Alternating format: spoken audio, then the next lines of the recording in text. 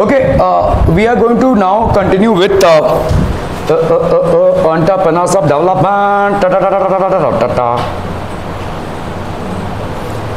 Entrepreneurship. What do we mean by entrepreneurship? इसका pronunciation entrepreneurship नहीं होगा, entrepreneurship होता है, ठीक है? So what is basically entrepreneurship? हाँ? Sole proprietor. Okay. Anybody else? Business. Okay. Businessman. Okay. Anything else? Entrepreneurship. Entrepreneurship मतलब भाई साहब आप खुद का बिजनेस खुद कर रहे हैं, ठीक है? You are not working under somebody, you are doing your own business to generate income, ठीक है? बहुत सारे लोग बहुत सारे काम करते हैं जो पैसों के लिए नहीं करते हैं, ठीक है? ऐसा काम कर रहे हैं but they are not working for money, उसको हम एंटरप्रेन्योरशिप नहीं बोलेंगे, ठीक है? For example people who are working for social, कोई सोशल कॉज के लिए काम कर रहे होंगे, किसी एनजीओ के लिए काम कर रहे होंगे, दैट इज नॉट एंटरप्रेन्योरशिप, ठीक है? Entrepreneurship has to be associated with money, wherein you are involving yourself in doing business activities which is generating money, ठीक है? तो एंटरप्रेन्योरशिप को हमको एंटरप्रेन्योरशिप बेसिकली किसी भी कंट्री का बैकबोन है। हमारे इंडिया में there was a time when business was not the preferred choice of anybody, ठीक है? सब लोग भाई साहब गवर्नमेंट जॉब्स के लिए पहले ट्राई करते थे, उसके बाद भाई साहब प्राइवेट जॉब्स के लिए, ठीक है? So everybody used to try for government jobs and then after that अगर गवर्नमेंट जॉब नहीं लगता तो प्राइवेट जॉब्स के लिए, क्योंकि आपका बिजनेस का एनवायरनमेंट सपोर्टिव नहीं था, ठीक है? आपको अगर कोई भी बिजनेस करना रहेगा तो इसको बोला जाता था लाइसेंस राज, ठीक है? This earlier part of 80s, ठीक है? It was known as license Raj. License Raj मतलब कोई भी एक, अगर आपको बिजनेस करना है तो आपको इतने सारे जगहों से लाइसेंस लेना पड़ता था उस बिजनेस को करने के लिए कि भाई साहब सरकारी दफ्तरों के चक्कर काटते काटते आपके जूते घिस जाते थे। People use to give up, ठीक है? तो that is called the license Raj. इस लाइसेंस राज में बहुत डिफिकल्ट था बिजनेस करना, तो लोगों के लिए लोग बोलते थे भाई साहब इससे अच्छा पढ़ लिख कर कोई जॉब कर लो, ठीक है? इससे अच्छा भाई साहब कोई किसी के घर में नौकरी कर लो, किसी के बिजनेस में नौकरी कर लो। तो बहुत कम लोगों का भाई साहब there was an inclination towards business, ठीक है? Most of the people were trying for jobs, और जॉब्स गवर्नमेंट के पास कभी भी लिमिटेड ही होगी, चाहे कितने भी सेक्टर्स गवर्नमेंट के पास हो, गवर्नमेंट इतना ज़्यादा अपॉर्चुनिटी नहीं क्रिएट कर सकती है कि सबके लिए जॉब्स मिले, ठीक है? तो इसीलिए गवर्नमेंट क्या कोशिश करती है कि भाई साहब गवर्नमेंट एंटरप्रेन्योरशिप को या एंटरप्रेन्योरशिप को प्रमोट करती है, जहाँ ज़्यादा लोग बिजनेस में आएँ। अगर बिजनेस में आएंगे तो भाई बिजनेस कोई करने जाएगा तो वो 10 लोगों को और एम्प्लॉय करेगा, तो इससे मेरी अनएम्प्लॉयमेंट की जो समस्या है वो ऑटोमेटिकली कम हो जाएगी, ठीक है? गवर्नमेंट सोच रही है कि अनएम्प्लॉयमेंट के समस्या से कैसे निपटे। अगर गवर्नमेंट बिजनेस को सपोर्ट करती है तो ये लाइसेंस राज को खत्म किया गया, ठीक है? ये जो लाइसेंस लेने का जो प्रक्रिया था भाई साहब, इसको लूजन आउट किया गया। तो आज की तारीख में आप भले ही 12th में हैं, लेकिन बहुत सारे लोगों ने सोच लिया होगा कि जीवन में करना क्या है, और मैं आपको बता सकता हूं कि आज की तारीख में crowd 80 to 90% people are planning to do a business of their own, ठीक है? They are planning to do a business of their own, they are planning to open up a startup of their own, ठीक है? ऐसा सोच रहे हैं लोग क्योंकि प्रोत्साहन मिल रहा है, लोगों को दिख रहा है। देखिए आप अगर जॉब कर रहे हो कोई बुरी बात नहीं है, अच्छे जॉब पे अगर आप लैंड करते हैं आपको एक्सपीरियंस मिलता है, सैलरी मिलती है जो, और भाई साहब मतलब इतना तो आ ही जाएगा महीने के एंड में, ठीक है? बिजनेस में थोड़ी सी अनप्रेडिक्टेबिलिटी है, रिस्क है, ठीक है? कमा बहुत ज़्यादा सकते हैं और लूज भी बहुत ज़्यादा आप कर सकते हैं, तो ये सारी अनप्रेडिक्टेबिलिटीज़ हैं। लेकिन बिजनेस को आज की तारीख में खोलना उतना टीडियस प्रोसेस नहीं है, उतना भाई साहब कॉम्प्लिकेटेड प्रोसेस नहीं है। तो इसीलिए अगर गवर्नमेंट एंटरप्रेन्योरशिप को एनकरेज करती है, ऑटोमेटिकली एक बहुत बड़े प्रॉब्लम को सॉल्व करती है, विच इज़ अनएम्प्लॉयमेंट, ठीक है? अनएम्प्लॉयमेंट जो प्रॉब्लम है उसको सॉल्व कर पाती है, ठीक है? सो एंटरप्रेन्योरशिप मतलब how you are doing business, मतलब बिजनेस का ईज एनवायरनमेंट कितना है, ठीक है? How much supportive is the government for doing any kind of business, ठीक है? So entrepreneurship basically is something, entrepreneurship का डेवलपमेंट। इसीलिए प्रॉब्लम ये है कि हमारा जो शिक्षा व्यवस्था है, ठीक है, एजुकेशन सिस्टम में अभी इसमें चेंजेस लाने की कोशिश की जा रही है एनईपी के तहत। इसमें मतलब पीपल आर सिर्फ एकेडमिक्स को हम डेवलप कर रहे हैं, लेकिन बिजनेस के स्किल सेट्स को हम प्राइमरी डेवलप नहीं कर रहे हैं, कैसे बिजनेस होता है, ठीक है। आप लोगों में से शार्क टैंक किसने देखा है? Anybody has bother to see Shark Tank? Bigg Boss से फुर्सत मिल जाए भाई साहब, ठीक है। मैं ये नहीं बोल रहा हूँ कि shark tank is one of the best that you can ever watch, but shark tank का जो कॉन्सेप्ट है उसमें आप अपना एक प्रेजेंटेशन देते हैं और आप फंड्स को रेज करने की कोशिश करते हैं। 4-5 लोग होते हैं जो कंपनीज़ में पैसा लगाते हैं और इनसे आप बेसिकली अपना प्रेजेंटेशन या अपने कंपनी का प्रेजेंटेशन देकर फंड्स दे। तो उन लोग भाई साहब बहुत सारे सवाल पूछते हैं इनसे कि आपका भाई साहब टर्नओवर क्या है, इक्विटी क्या है, ये सारी सवाल पूछते हैं। तो अगर आप इन सारे सवालों से, अगर आप बिजनेसमैन हैं तो इन सब चीज़ों को आपको आना चाहिए। These are terminologies. तो आपके पास सपने बहुत बड़े बड़े होंगे कि हाँ बिजनेस करना है या startup, but what are these things? ये सारी चीज़ें हैं क्या? फंड कैसे रेज किया जाता है, ठीक है, और अगर फंड आपने रेज कर दिया तो उसके बाद क्या क्या प्रोसीजर्स हैं, ये सारी चीज़ों का एक मूल्यांकन होना चाहिए, ठीक है। You should be aware of these things. तो स्टार्टअप क्या होता है? What is the difference between startup and business? Anyone? अगर मैंने कोई गारमेंट की शॉप डाल ली तो वो स्टार्टअप होगा? नहीं, वो बिजनेस होगा। स्टार्टअप होगा अगर मैं किसी प्रॉब्लम के लिए एक स्पेसिफिक सोल्यूशन निकाल रहा हूँ, ठीक है, that is called a startup. Startup और बिजनेस में ये फर्क है। बिजनेस मतलब अगर समझ लो ये क्लास है, सामने एक क्लास किसी ने डाल दिया तो वो बिजनेस है। बहुत सारे क्लासेस है कामोटे में, बस ये दिस इज बिजनेस, ठीक है। अगर आपका कोई गारमेंट का शॉप है, दिस इज बिजनेस, ठीक है। स्टार्टअप मीन्स दैट एक पर्टिकुलर प्रॉब्लम को आइडेंटिफाई कर रहे हैं आप, एक पर्टिकुलर प्रॉब्लम को आप आइडेंटिफाई कर रहे हैं और उस पर भाई साहब आप कुछ चीज़ नया स्टार्ट कर रहे हैं। फॉर एग्जांपल भाई साहब जैसे समझो ओला कैसे इवॉल्व हुआ रहेगा। लोग भाई साहब टैक्सी पकड़ने के लिए बिल्डिंग के नीचे उतरते थे, फिर थोड़ी दूर चलकर जाते थे टैक्सी स्टैंड तक, वहाँ पे भाई साहब टैक्सी अगर लगी रही तो अच्छा है, वरना भाई साहब किसी जान पहचान वाले को फ़ोन करेंगे, अगर उसकी टैक्सी खाली हुई तो मिल सकता है। इस तरीके के तमाम चीज़ें होती थी। ओला जब से आया भाई साहब बुक करो फटाफट, किसी को तुमको कुछ करना ही नहीं है, ठीक है। ओला जो ऑफिस है वो भी एग्जिस्ट नहीं करता था, ठीक है, नहीं करता है, अभी भी ऑनलाइन में सब कुछ चल रहा है, ठीक है। सो इसको हम बोलते हैं स्टार्टअप। एक आपने सोल्यूशन निकाला, आपका प्रॉब्लम क्या था? घर से नीचे उतरो भाई साहब, नाके तक जाओ, फिर देखो टैक्सी खाली है या नहीं, नहीं है तो बैठे रहो, कब आएगा खाली टैक्सी, फिर वो जाएगा कि नहीं, ये सब नखरे हैं, ठीक है। आज की तारीख में ओला पे आप घर बैठे बैठे बुकिंग कर रहे हैं भाई साहब, आप नीचे उतरोगे और आपके लिए, ठीक है। सो किसी ने इसके बारे में सोचा, राइट। सो ये आपका एक स्टार्टअप आइडिया हो गया। दिस इज बेसिकली प्रॉब्लम क्या था वो जाना, फिर अनसर्टेनिटी मिलेगा कि नहीं, ये पूरा प्रॉब्लम सॉल्व होता है। तो you are basically trying to identify the problems and fix a solution for it, इसको हम बोलेंगे स्टार्टअप, ठीक है। तो हर प्रोस्पेक्ट में आपको कुछ ना कुछ प्रॉब्लम्स दिखेंगे ही दिखेंगे, हर प्रोस्पेक्ट में आपको कुछ ना कुछ प्रॉब्लम्स दिखेंगे। फॉर एग्जाम्पल अभी अगर मैं बोर्ड में पढ़ाऊँ इन चीज़ों को, थोड़ा सा बोरिंग भी होगा और मेरे लिए टाइम भी बहुत ज़्यादा लगेगा, प्लस बोर्ड में आपका विजुअल रिप्रेजेंटेशन उतना ज़्यादा नहीं हो पाएगा। आप जो चीज़ों को देखते हैं विजुअली वो आपके माइंड में ज़्यादा रजिस्टर होती है, ना कि भाई साहब ABC पढ़ा हुआ वैसा, ठीक है। तो इसीलिए भाई साहब इसके लिए ये एक सोल्यूशन हो गया। तो is this a startup idea? Yes it is, ठीक है। तो आप भाई साहब प्रॉब्लम्स को फिक्स करते हुए चले जा रहे हैं, ठीक है। You are basically fixing the problems, ठीक है। सो जैसे आज की तारीख में भाई साहब लोग बहुत कॉन्शियस हो गए डाइट के बारे में, मैं आपको बोल रहा हूँ, ठीक है। डाइट के बारे में भाई साहब बहुत कॉन्शियस है, डाइट क्या लेना है, ठीक है। लेकिन टाइम नहीं है लोगों के पास अपना डाइट प्रिपेयर करने के लिए। तो अगर आप भाई साहब कोई ऐसा कंपनी खोलते हैं जो लोगों के घर तक उनके मुताबिक कैलोरीज के हिसाब से डाइट पहुँचाए, it will work, right, it might work. आज की तारीख में लोग बहुत कॉन्शियस है डाइट के बारे में, कितना कैलोरीज खाना है, कितना प्रोटीन खाना है, पता नहीं क्या क्या लिस्ट है।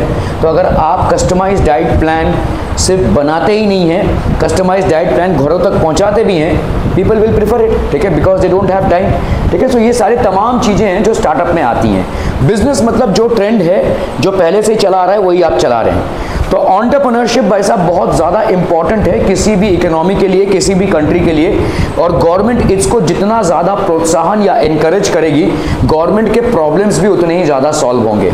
Unemployment is a big problem, it gets solve, ठीक है। Generating income is a big problem, it gets solve, ठीक है। सो इसीलिए बिजनेस को इनकरेज करना बहुत ज़रूरी है, और हमारे यहाँ पे भी वही हुआ लगभग। ये लाइसेंस राज खत्म हुआ and people had been given an opportunity to do business easily. आज की तारीख में बहुत सारे बिजनेस लोन्स आपको बहुत आसानी से उपलब्ध हैं। ठीक है, जो पहले के ज़माने में नहीं हुआ करते थे, ठीक है। Okay, so let's start with the chapter people. Okay, what is the weightage of the chapter? आपका अगर देखेंगे क्वेश्चन विद ऑप्शंस आपके 5 मार्क्स के आते हैं, विदाउट ऑप्शंस मतलब जो डिस्क्रिप्टिव लेवल के क्वेश्चंस होते हैं वो आपके अप्रॉक्सीमेटली 5 मार्क्स के इस चैप्टर से आते हैं, ठीक है। Let's see about more. Okay, so हम यहाँ पे क्या क्या पढ़ने वाले हैं भाई साहब? History of entrepreneurship, concepts of entrepreneur and entrepreneurship, characteristics of entrepreneur, qualities of successful entrepreneur, functions of entrepreneur, characteristics of entrepreneurship, training and entrepreneurship development, ठीक है, entrepreneurship development program, startup India initiative, stand up India scheme, ठीक है, agro tourism, intrapreneurs, ठीक है। So we will learn about all these things. History of entrepreneurship. By the early 18th century, the term was applied to business and economic activities by the French economist, ठीक है, Richard कैंटिलॉन, ठीक है, इसका pronunciation कैंटिलॉन होगा। तो इन्होंने भाई साहब ये टर्म लाया, कौन सा भाई साहब? एंटरप्रेन्योरशिप, ठीक है। By the 18th century, this term was applied to business and economic activities. In 1848, the famous economist John Stuart Mill described entrepreneurship as the founding of a private enterprise. Private enterprise मतलब जो public नहीं है, मतलब जो government का नहीं है। तो अगर आप भाई साहब कोई बिजनेस स्टैब्लिश कर रहे हैं तो एक फाउंडर तो होना चाहिए ना भाई साहब, ठीक है। तो there has to be a founder, भले ही वो 4 लोगों को कनेक्ट कर रहा हो या 10 लोगों को कनेक्ट कर रहा हूँ, लेकिन एक मजबूत खूंटी होनी चाहिए, ठीक है। सो वो आपका फाउंडर है और उसी को हम क्या बोलेंगे? एंटरप्रेन्योर। और वो जो कर रहा है उसको हम बोलेंगे एंटरप्रेन्योरशिप मैनेजमेंट, ठीक है।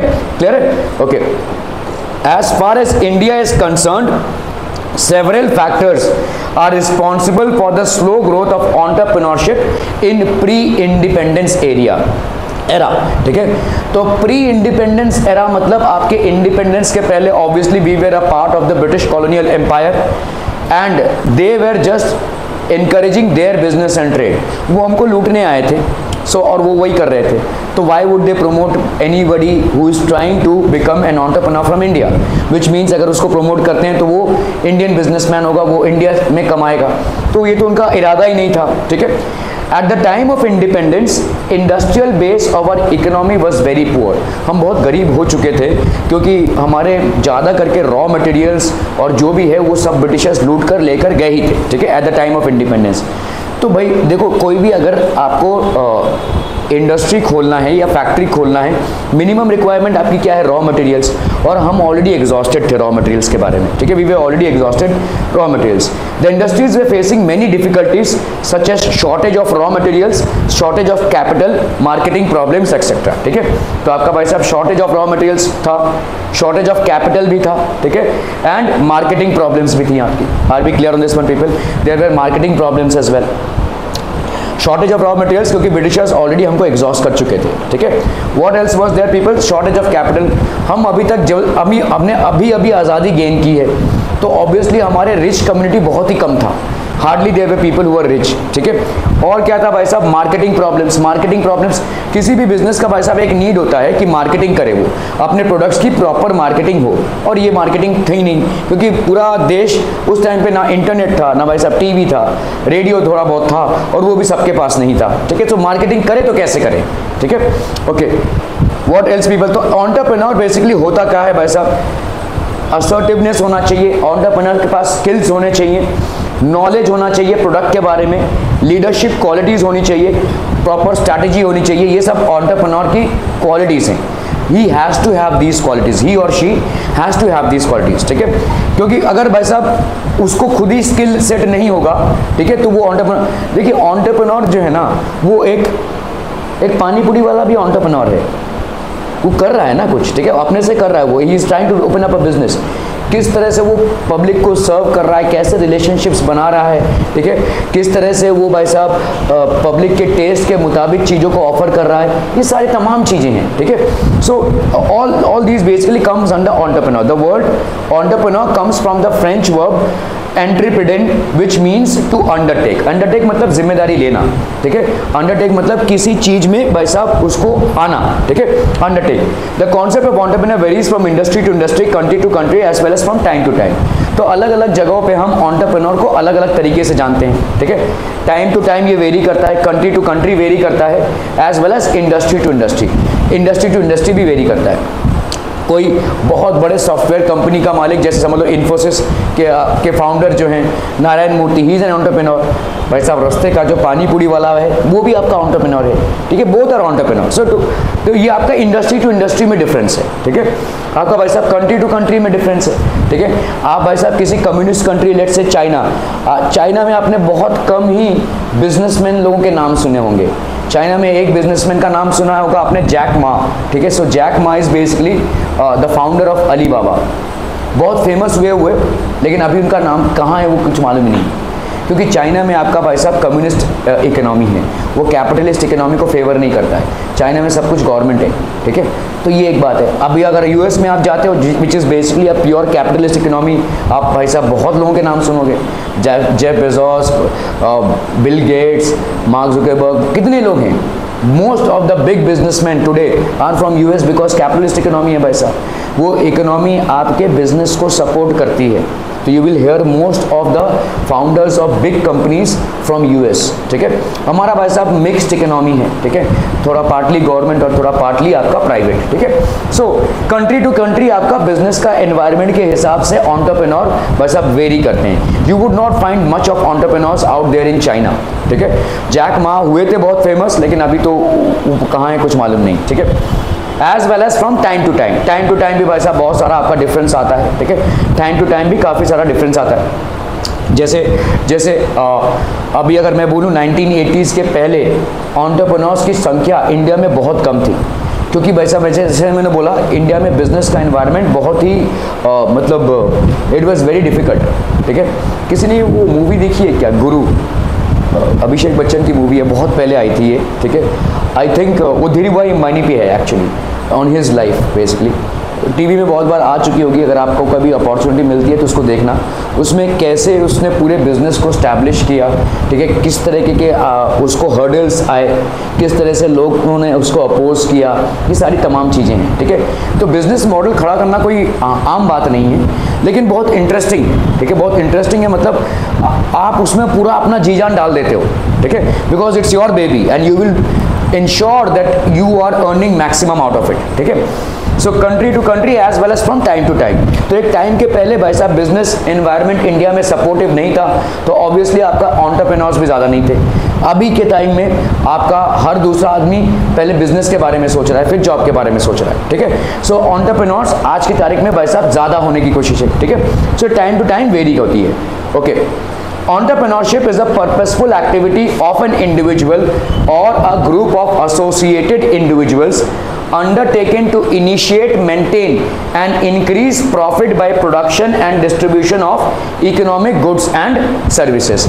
Economic, जैसे मैंने आपको बोला भाई साहब, economic goods and services मतलब भाई साहब जहाँ पे पैसा इन्वॉल्व हो। मैंने भाई साहब किसी 10 गरीबों को खिला दिया तो वो एंटरप्रेन्योरशिप नहीं है, ठीक है। मैंने कोई अच्छा काम कर दिया, ठीक है, तो वो एंटरप्रेन्योरशिप नहीं है। उस काम से मुझे खुशी मिल रही है, but it is not generating me any kind of money, ठीक है। अगर कोई एक्टिविटी आपका कितना ही बड़े स्केल पे हो या कितने ही छोटे स्केल पे हो, अगर वो पैसा नहीं जनरेट कर रही है तो वो आप एंटरप्रेन्योरशिप में नहीं गिन सकते, ठीक है। For example there is this I forgot his name. There is this person who was very influential or who was very tactful in cleaning the entire Juhu beach. Juhu beach इतना ख़राब हो चुका था पोल्यूशन से कि उसने भाई साहब पूरे जुहू बीच को क्लीन करवाया और उसके साथ बहुत लोग जुड़ गए। तो is he an entrepreneur? No, he is not an entrepreneur, he is doing it for pleasure sake, मतलब उसको अच्छा लग रहा है ये, ठीक है। तो that is called not entrepreneur. भले उसके साथ आज की तारीख में 100 लोग जुड़े हों, ठीक है, लेकिन they are not entrepreneurs, he is not paying them, neither this is a business model, ठीक है। So entrepreneur is a purposeful activity. Purpose क्या है? To earn money of an individual और a group of associated individuals. एक individual भी हो सकता है या आपका बहुत सारे इंडिविजुअल्स मिलकर कोई बिजनेस कर रहे हैं। Associated individuals undertaken to initiate, चालू करना, मेंटेन करना एंड इंक्रीज द प्रॉफिट। ये तीनों चीज़ें, ठीक है। पहले तो इनिशिएट मतलब हम ही फाउंड कर रहे हैं, और भाई साहब क्या कर रहे हैं? मेंटेन करना, and increase the profit by production and distribution, production करना और डिस्ट्रीब्यूशन करना of economic goods and services. तो आपके गुड्स मतलब माल बनाना या सर्विसेज, जैसे एक टीचर या एक डॉक्टर या एक लॉयर, ठीक है, ऑल दीज आर बेसिक। जैसे एक हॉस्पिटल क्या है, देखो हॉस्पिटल क्या है, इस hospital opening up an hospital also entrepreneurship, yes it is. आपके ग्रुप ऑफ डॉक्टर्स होंगे which is running a hospital basically, तो वो क्या प्रोवाइड कर रहे हैं, सर्विसेज प्रोवाइड कर रहे हैं, मरीजों को ठीक कर रहे हैं, तो they are providing services. So is this an example of entrepreneurship? क्या वो मुफ्त में इलाज कर रहे हैं? नहीं, obviously they are taking money. So is this an example of entrepreneurship? Yes it is, ठीक है। तो दीज आर एग्जांपल्स, ठीक है, okay. Entrepreneurship is a full time job, ये बहुत इंपॉर्टेंट है भाई साहब, ठीक है। आप अगर कहीं पे जॉब कर रहे होंगे, आपका जॉब विंडो होता है 8 घंटे का, 9 घंटे का, 10 घंटे का, जो भी है, उसके बाद आप you are not into it, आप भाई साहब घर आ गए हैं, so you have the right to enjoy your own time of peace. लेकिन अगर आप एंटरप्रेन्योर हैं तो ये आपका फुल टाइम जॉब है, ठीक है। फुल टाइम जॉब मतलब आपको भाई साहब इस पर लगे रहना पड़ेगा, ठीक है। इसीलिए एंटरप्रेन्योरशिप का ये एक डिसएडवांटेज है।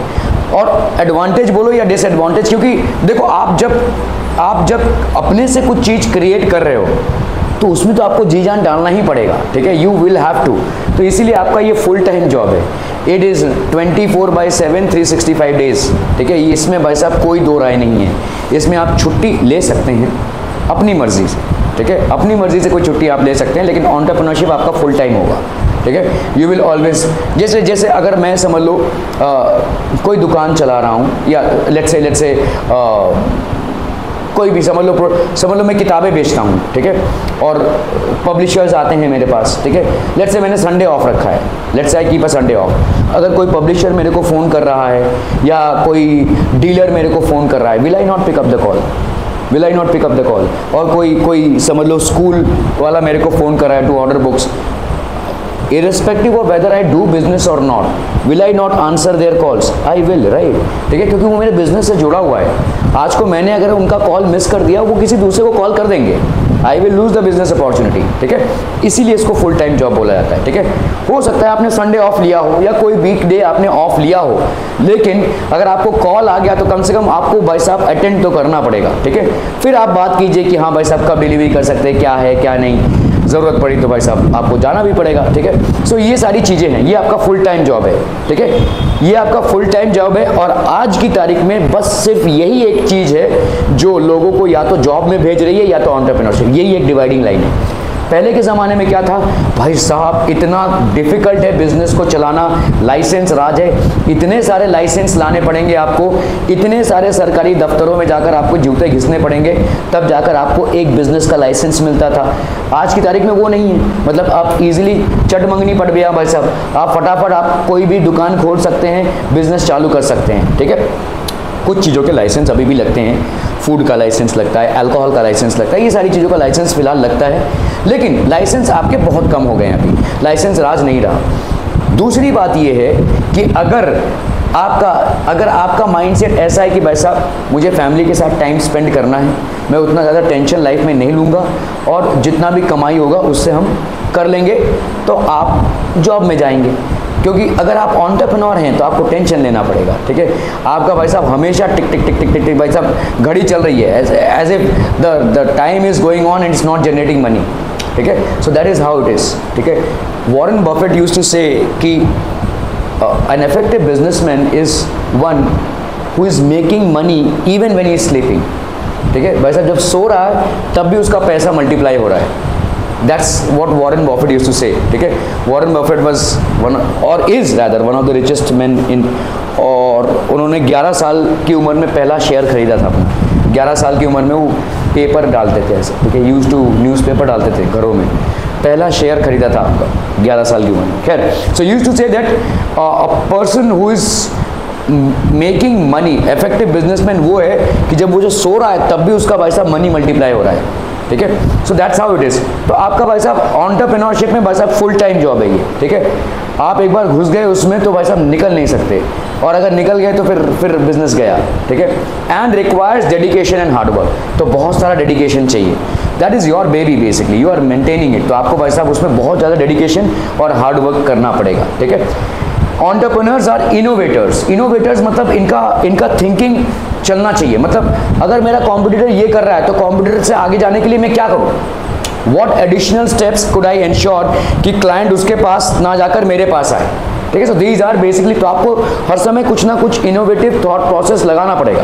ठीक है, इनोवेटिव थॉट पे, जैसे मैंने आपको एग्जांपल दिया था कि मैं वही शार्क टैंक में देख रहा था। सो शार्क टैंक में one of the fund raisers is basically his name is Aman and he is basically boAt के फाउंडर है। वो बोट जो स्पीकर्स होते हैं आपके, ठीक है, तो जब उन्होंने बोट को लॉन्च किया तो उन्होंने मतलब कैसे इसको, तो दिल्ली में एक मार्केट है बेसिकली, और उस मार्केट में ये सब सारी चीज़ें बहुत ज़्यादा बिकती हैं। तो उस मार्केट में कैसे इन्होंने इसको प्रमोट किया, तो वो गए किसी दुकान पे और पूछा कि बोट के स्पीकर्स हैं क्या, तो उसने बोला क्या, नहीं है, ऐसा बोला। तो ऐसा दूसरी दुकान पे गए, नहीं है, तीसरी दुकान पे गए, नहीं है, तो बड़ा डिप्रेस हो गया भाई साहब, मेरा जो प्रोडक्ट है वो इनके तक पहुंच ही नहीं रहा है, it is not reaching their stores, how will it reach the customer. Customer तक पहुंचे तो सही, और कस्टमर तक पहुंचने के लिए भाई साहब स्टोर्स तक तो पहुंचे, और स्टोर्स तक पहुंच ही नहीं रहा है मेरा माल। ठीक है, तो इन्होंने एक आइडिया लगाया भाई साहब। ठीक है, इन्होंने क्या किया, 4-5 लोगों को भाई साहब कुछ पैसे दिए और बोला कि भाई साहब एक एक करके उस दुकान पे जाओ, बोट के स्पीकर है क्या, चलो नहीं है। आधे 1 घंटे बाद एक और कोई गया, बोट का स्पीकर है क्या, नहीं है। 1 घंटे बाद और कोई गया। तो इस तरह से अभी कस्टमर मतलब जो दुकानदार होगा, भाई साहब ये तो बड़ा है, ये बोट का स्पीकर तो बड़ा साहब बहुत डिमांड ला रहा है, तो वो ऑर्डर कर देगा। ठीक है, so that is one tactics. ठीक है, that is one tactics to increase. तो आपको इनोवेशन करना पड़ेगा, सिर्फ गुड्स प्रोड्यूस करके बैठ जाओगे तो ही नहीं होगा। You will have to think how to bring the goods right up to the customers doorstep, किस तरह से आप उसको ला सकें। ठीक है, और आज की तारीख में तो खैर बहुत सारे उपाय हैं। आपने अगर कोई प्रोडक्ट लॉन्च किया तो आप उसको अमेजन पे बेच सकते हैं, बहुत सारे तमाम कंपनीज हैं जहाँ पे आप उसको बेच सकते हैं। ठीक है, so there are lot of ways in which you can basically sell. तो you have to be innovative about these things, आपका इनोवेशन लेवल बहुत अच्छा होना चाहिए। ठीक है, व्हाट एल्स, ओनर्स इन, तो ऑब्वियसली आप अगर कोई बिजनेस डाल रहे हैं तो you will be the owner. Producers, आप ही प्रोड्यूस कर रहे हैं इस चीज़ को। ठीक है, you are the producer. Market creators, market आप बनाते हैं। ठीक है, जो एंटरप्रेन्योर होंगे वो लोग मार्केट बनाएंगे, बाकायदा मार्केट बनाएंगे। ठीक है, बाकायदा मार्केट बनाएंगे मतलब देखो आप ना लोगों में नेसेसिटी को जनरेट करवाएंगे, लोगों में नेसेसिटी को जनरेट करवाएंगे कि हाँ भाई ये चीज़ आपको ज़रूरी है। ये आपको क्या लगता है, आप जब कोई टीवी सीरियल देखते हैं या कोई भी स्पोर्ट्स वगैरह कुछ भी दे रहे, बार बार ये हैमरिंग जो हो रही है एडवर्टाइजमेंट की, why is it there, why is it there, to hammer in your minds constantly that you need this product, this is very much a part of you, that is what is happening. ठीक है, ये आपका भाई साहब कर रहा है। ठीक है, ओनर्स, प्रोड्यूसर्स, मार्केट क्रिएटर्स, तो आपको मार्केट क्रिएट करनी पड़ेगी जैसे इन्होंने किया। बस अब आपके खान मार्केट है दिल्ली में, जो खान मार्केट है it is basically very famous, और इस खान मार्केट में आपका बहुत सारा जो है तो रॉ मटेरियल्स बिकता है। तो इन्होंने बस अब स्ट्रैटेजी अपनाई। So once you went there, boAt के स्पीकर्स है नहीं है, तो इन्होंने 5 लोगों को एम्प्लॉय किया, उनको भाई साहब 100 रुपये दिए, भाई साहब तू 1-1 घंटे बाद जाते रहियो। ठीक है, तो ये आप बार बार अगर उस दुकानदार के पास जाकर पूछेंगे कि बोट के स्पीकर्स है या नहीं, तो ऑब्वियसली वो भी भाई साहब ठनक जाएगा कि हाँ बोट के स्पीकर चाहिए इसको, क्या इतना ज़्यादा डिमांड हो गया है क्या, 5 लोग अगर पूछ कर गए तो मुझे तो मंगाना ही पड़ेगा। तो इस तरह से अर्जेंसी क्रिएट कर दी। ठीक है, मार्केट को आपने क्रिएट कर दिया, आपने गुड्स तो पहले ही प्रोड्यूस कर दिया है, लेकिन क्या आपने उस गुड्स को बिकने के लिए प्रॉपर मार्केट को क्रिएट किया है। So that is called market creation, market creation. ठीक है, decision takers and risk takers. Decision takers, आपको डिसीजन लेना पड़ेगा भाई साहब। ठीक है, you will have to be very sharp with your decisions.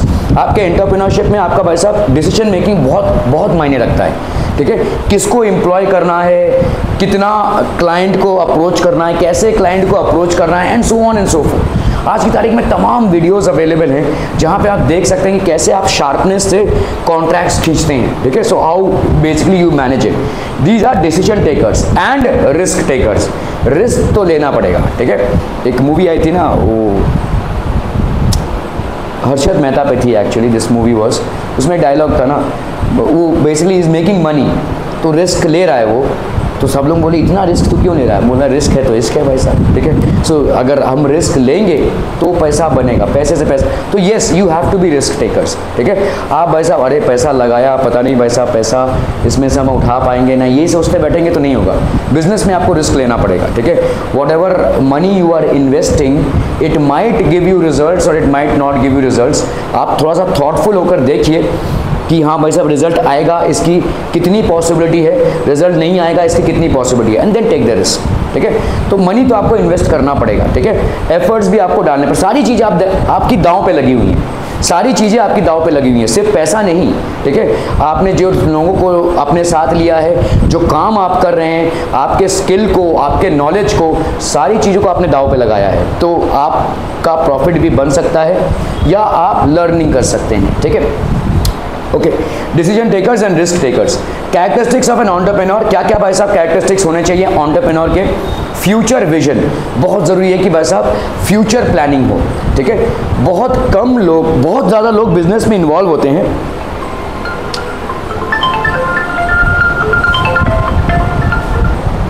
Okay भाई साहब अगर आप यहाँ पे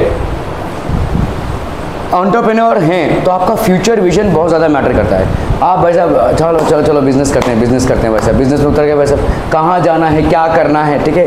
अगर ये सब आपका मतलब आपका ना भाई साहब 6 महीने आगे का प्लान, 1 साल का प्लान, 5 साल का प्लान, 10 साल का प्लान, ये आपका होना चाहिए if you are going into a business, ठीक है।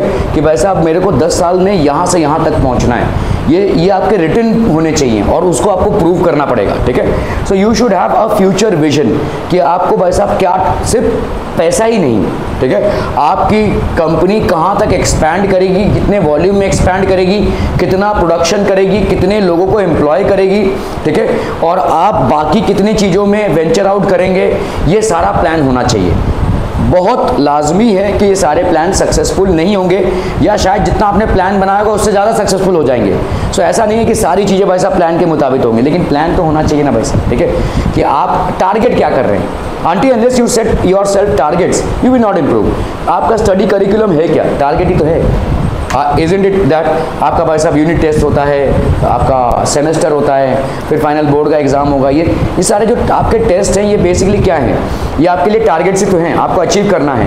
आप इन छोटे छोटे टारगेट्स को अचीव करेंगे तब जब के आप अपने आप को बोर्ड्स देने के लायक बनाएंगे, right. So that is how it is. तो ये आपका फ्यूचर विजन होना चाहिए। इंटेलेक्चुअल कैपेबिलिटीज, भाई साहब दिमाग वाला बंदा होना चाहिए, ठीक है। इंटेलेक्चुअल कैपेबिलिटीज मतलब शार्प होना चाहिए, जरूरी नहीं कि बहुत पढ़ा लिखा हो, ठीक है। बहुत पढ़े लिखे लोग अक्सर बिजनेस में ज़्यादा सक्सेसफुल नहीं होते हैं, ठीक है, अक्सर, ठीक है। Most of the times they are not very successful in business. Intellectual capabilities is something different, आपको सोचना पड़ेगा। फॉर एग्जाम्पल मैं अगर आपसे पूछूं कि आपके लिए स्टार्टअप आइडिया नेक्स्ट क्या होगा, मतलब समझ लो आपने भाई साहब ग्रेजुएशन कर लिया है और आप से स्टार्टअप करने जा रही हैं, तो क्या क्या करेंगी आप, बताइए, कुछ सोचा है? Anything that comes your mind? Payal, anything? Startup? नहीं, सीए की तैयारी। अच्छा, मैं सीए की तैयारी नहीं, स्टडीज़ के बारे में नहीं पूछ रहा हूँ, मैं आपसे पूछ रहा हूँ कि if you have anything to startup as an idea, have you thought anything about it? तो सोचना कैसे है, आप पहले मार्केट को समझो, ठीक है। आपने देखा अरे वाह वो बहुत पैसा कमा रहा है, मैं भी यही करूँगी या मैं भी वही करूँगा, ये नहीं होता स्टार्टअप, ये नहीं होता, ठीक है, या बिजनेस ये नहीं होता। मतलब आप क्या कर, भाई वो कमा रहा होगा, वो उस मकाम तक उसको पहुँचने के लिए बहुत टाइम लगा है, या हो सकता है उसकी भाई साहब पुश्तैनी खानदानी बिजनेस हो, वो चल रहा है। So you have not reach that state, आपको उस स्टेट में पहुँचने के लिए तो you have to think. For example मैं आपको बता रहा हूँ सोचना कैसे होता है, ठीक है। इंडिया में आपका स्टेट बोर्ड में एक चैप्टर हुआ करता था जहाँ पे आप इंडिया और ब्राज़ील को कंपेयर करते थे, ठीक है। तो इंडिया और ब्राज़ील को जब हम कंपेयर करते हैं तो उसमें क्या दिखता है हमको कि आपका 0 से लेकर 15 ईयर्स तक में, और 15 to 65 और 65 टू, तो ब्राज़ील ने अपने पॉपुलेशन को बहुत अच्छे से कंट्रोल किया है। लेकिन इंडिया थोड़ा सा आगे है क्योंकि 15 से 65 में जो वर्किंग पॉपुलेशन है वो इंडिया में ज़्यादा है, ठीक है। 15 to 65 का जो पॉपुलेशन है, जो मेन वर्क फोर्स है, वो इंडिया में ज़्यादा है। हालांकि इंडिया में population maintenance is a disaster, however this working population is much ahead than that of Brazil. लेकिन ठीक है। अभी अभी आप देखो 1920s या 70s में ज़्यादा करके हमारे बहुत सारे वैक्सीनेशंस नहीं निकले थे, तो इसीलिए क्या होता था, डेथ रेट हाइयर था, ठीक है। तो एवरेज लाइफ अगर आप 1920s में देखो, average life was around 40 years. इसका मतलब क्या 40 साल में ही लोग मर जाते थे? नहीं, एवरेज लाइफ जितने लोग मर रहे हैं और जितने लोग जी रहे हैं उन सब का टोटल करेंगे और डिवाइड करेंगे तो average life was around 40 years. आज की तारीख में एवरेज लाइफ इज अराउंड 75 तक पहुंच गए हैं, ठीक है। So with in span of 50 to 60 years your average life has increase by 35 years, almost 35 years, ठीक है भाई साहब। 40 साल का इंक्रीमेंट हो गया है, इंसान के एज में 40 साल का इंक्रीमेंट हो गया है। तो मैं आपको बोल रहा हूं कि अगले 20-25 साल में क्या इतना ही इंक्रीमेंट होगा? हो सकता है एवरेज एज आपका 100 हो जाए। अगर भी नहीं हुआ तो भी आपका ये जो 65 प्लस का एज है इसमें बहुत बड़ा क्राउड आ जाएगा, क्योंकि जो क्राउड भाई साहब 65 पे या 70 पे दम तोड़ रही थी, अभी और 5 साल, अभी और 10 साल लिव करेगी। So there will be a huge population that will be there within 65 to 100 years. Next 15-20 साल, इस तरह से आपको कैलकुलेशन करना है, ठीक है। तो ये जो 65 साल से लेकर 100 साल की उम्र है, इसमें अगर क्राउड ज़्यादा बढ़ रहा है तो उन क्राउड्स की रिक्वायरमेंट क्या होगी? Obviously they are not in a very good position to work, intellectual और हेल्थ की कैपेसिटी उतनी ज़्यादा नहीं होगी। इनको डॉक्टर्स की ज़रूरत पड़ेगी, नर्सेस की ज़रूरत पड़ेगी, ओल्ड एज होम्स की ज़रूरत पड़ेगी, इनको केयर टेकर्स की ज़रूरत पड़ेगी, ठीक है। इनको ये सारी चीज़ों की ज़रूरत पड़ेगी। ये एक बूमिंग इंडस्ट्री हो सकता है, ठीक है।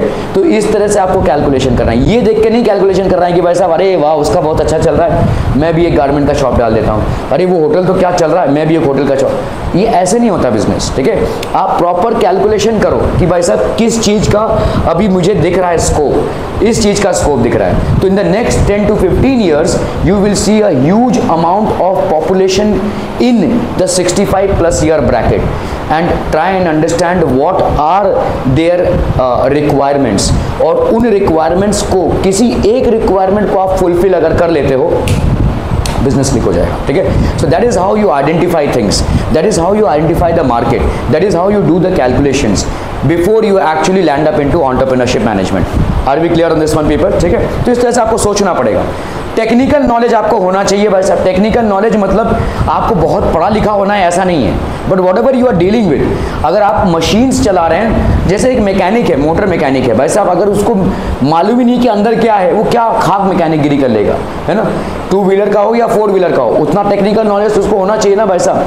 कॉमन चीज़ें खराब होती हैं, तो ये तो टेक्निकल नॉलेज होगी। टेक्निकल नॉलेज के लिए आप बहुत बड़े एडुकेटेड इंसान हो ये ज़रूरी नहीं है, ठीक है। सो टेक्निकल नॉलेज आपका होना चाहिए, ठीक है।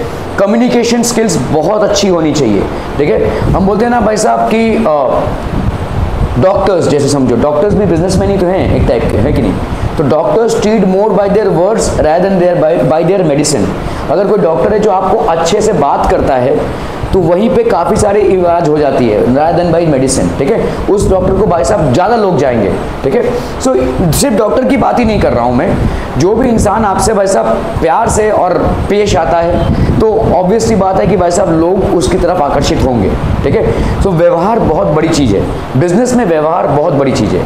आप कोई भी बिजनेस कर रहे हो, आप देखो भाई साहब पान की टपड़ी से लेकर आपके भाई साहब पानी पूरी वाला या कोई किराने का शॉप, ये सारा जो धंधा चल रहा है, ये सारा धंधा सिर्फ इस पे चल रहा है। वरना आज की तारीख में कोई परवाह नहीं करता है कि आपको 2 रुपए की चीज़ अगर 4 रुपए में मिले तो आप ले लेंगे, है ना। 2 रुपए ज़्यादा सही ना, ले लेंगे हम, ठीक है। अगर समझ लो आप यहाँ पे रहते हैं, ये एक दुकान है और ये एक दुकान है, आपको कोई सामान खरीदना है, this person is very very rude, this person is very well behave, आपको ये 3 रुपए में दे रहा है, ये आपको 2 रुपए में दे रहा है, आप इसके पास ही जाएंगे, है ना। परवाह नहीं करेंगे आपकी 1 रुपए ज़्यादा जा रहा है, because the treatment that he offers is good, ठीक है।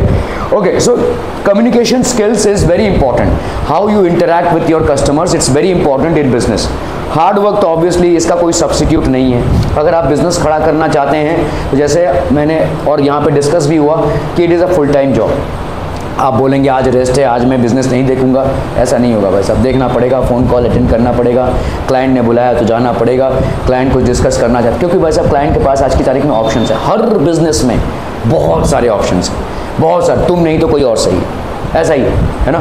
सो आप पहले के ज़माने में भाई साहब ऑप्शंस नहीं होते थे, आज की तारीख में मोनोपोली नहीं है, ठीक है। दे हैव ऑप्शंस, बहुत ऑप्शंस है, ठीक है। तुम नहीं तो कोई और सही। So you should not get rejected for not putting up the hard work, ठीक है। Entrepreneur is highly optimistic. ये एक बहुत बड़ा चीज़ है, ऑप्टिमिस्टिक रहना, मतलब यू नो नहीं होगा, थोड़ा सब्र रखो भाई साहब, ठीक है, होगा। This is called optimistic behaviour. अभी ऑप्टिमिस्टिक और पेसिमिस्टिक अरे यार नहीं होने वाला, ऐसा अगर आपका एटीट्यूड रहेगा, हर मतलब 10वें दिन में आप निराश हो रहे हैं, डिप्रेस हो रहे हैं। देखिए अगर बादल आया है तो बरसेगा, हम ये नहीं बोल सकते अरे बादल आ गया अभी अब धूप निकलेगा, ऐसा नहीं बोल सकते। जो सच है वो सच है। अगर आपने लॉस खाया है तो खाया है, ठीक है, लॉस हुआ है, आपको देखना पड़ेगा कि लॉस क्यों हुआ है और कैसे हम इसको प्रॉफिट में परिवर्तित कर सकते हैं। That is called optimistic attitude. Optimistic मतलब ये नहीं होता है कि भाई साहब लॉस खा के भी बोलेंगे नहीं नहीं कल प्रॉफिट होगा, कैसे होगा। Sit down and try and analyse कि आपका लॉस क्यों हुआ है, किधर आप मार खा रहे हो, किधर आपका भाई साहब पैसा जा रहा है और फालतू में जा रहा है, तो can we cut down on those things, फिर आपको देखना पड़ेगा कैसा। तो this is called optimistic behaviour. Optimistic behaviour मतलब ये नहीं कि लॉस खाए जा रहे हैं, नहीं प्रॉफिट एक दिन तो बनाएंगे भाई साहब, वो एक दिन आते आते बहुत देर हो जाएगी, ठीक है, वो दिन कभी नहीं आएगा। You will have to basically be optimistic कि हाँ भाई साहब लॉस अगर हो रहा है तो जरूर उसका कुछ रीजन होगा और रैशनल रीजन ही होगा। उस रीजंस को अगर हम रेक्टिफाई करें तो it will be transforming into profits, ठीक है। रिस्क बियरिंग कैपेसिटी ये बहुत ज़्यादा होनी चाहिए। रिस्क आपको लेना ही पड़ेगा, ठीक है। आपको चेंजिंग एनवायरनमेंट में सर्वाइव करने के लिए बहुत सारे ऐसी चीज़ों को अडॉप्ट करना पड़ेगा जहाँ पर रिस्क हो, पैसों का रिस्क, एफर्ट्स का रिस्क, ठीक है। आप जो लोगों को एम्प्लॉय कर रहे हो उनका रिस्क, ये सारे तमाम रिस्क हैं, किसी भी बिजनेस के साथ ये रिस्क जुड़े होते हैं, ठीक है। तो ये रिस्क आपको लेना पड़ेगा भाई साहब। और सेल्फ कॉन्फिडेंस, तो ये self confidence has to be there. Self confidence अगर किसी मतलब मैं कर लूँगा ये चीज़, क्यों नहीं कर सकते हम, ठीक है। अगर इस चीज़ को आप सोचेंगे तो आप कर सकते हैं, then you can do it, ठीक है। Self confidence is of utmost importance. Future vision क्या होता है भाई साहब?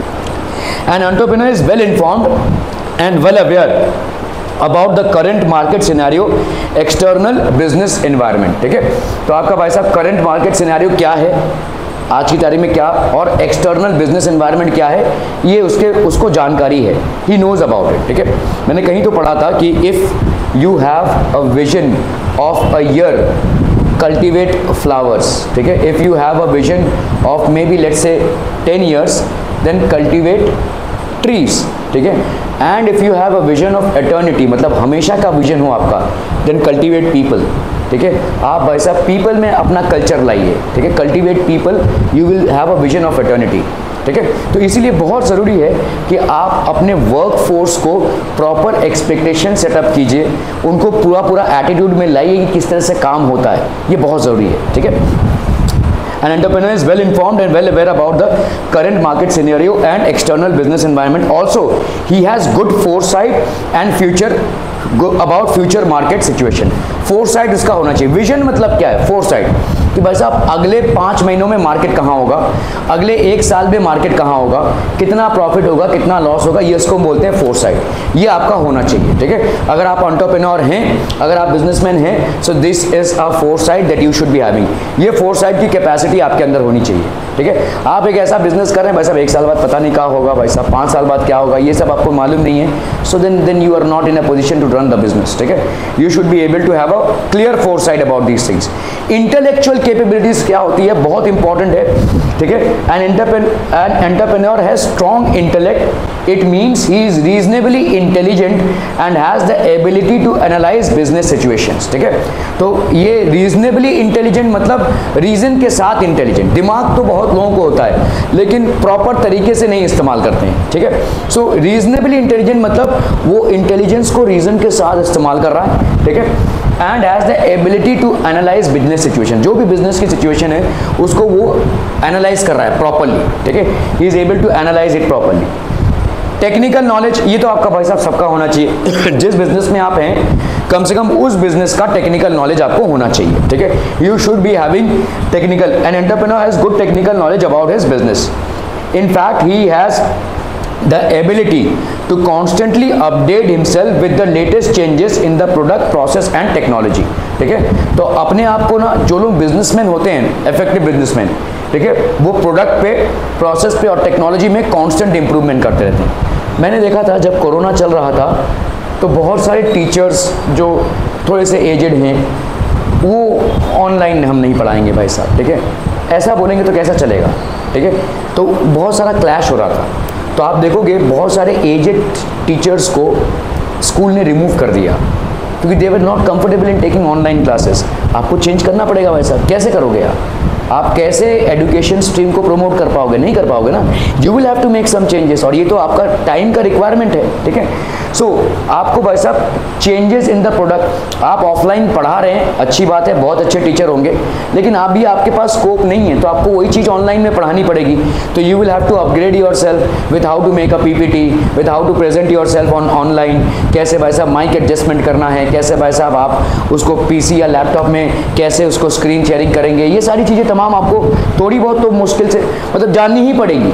कोई बहुत रॉकेट साइंस नहीं है, लेकिन लोगों का मतलब माइंडसेट है ना कि नहीं भाई साहब चॉक एंड बोर्ड या ऐसे ही हम पढ़ा सकते हैं, ऐसे नहीं पढ़ा सकते, ठीक है। सो वो एक तो then you will be left out, ठीक है, then you will be left out. तो आपका प्रोडक्ट प्रोसेस के बारे में आप अपने आप को कांस्टेंट अपडेट करते रहिए और टेक्नोलॉजी, कांस्टेंट टेक्नोलॉजी अपडेट। भाई साहब आज की तारीख में ये शायद चल जाए, लेकिन दिस चलेगा, ठीक है। हो सकता है 10 साल बाद भाई साहब ये चले, है ना।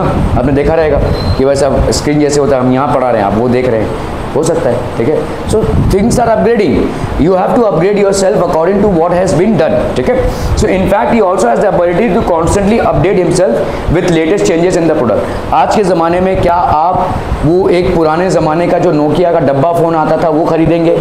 You will go and buy a smartphone, depends upon how much money you have obviously, but will you be buying a डब्बा phone? There is no point in buying it, right? वो outdated product है।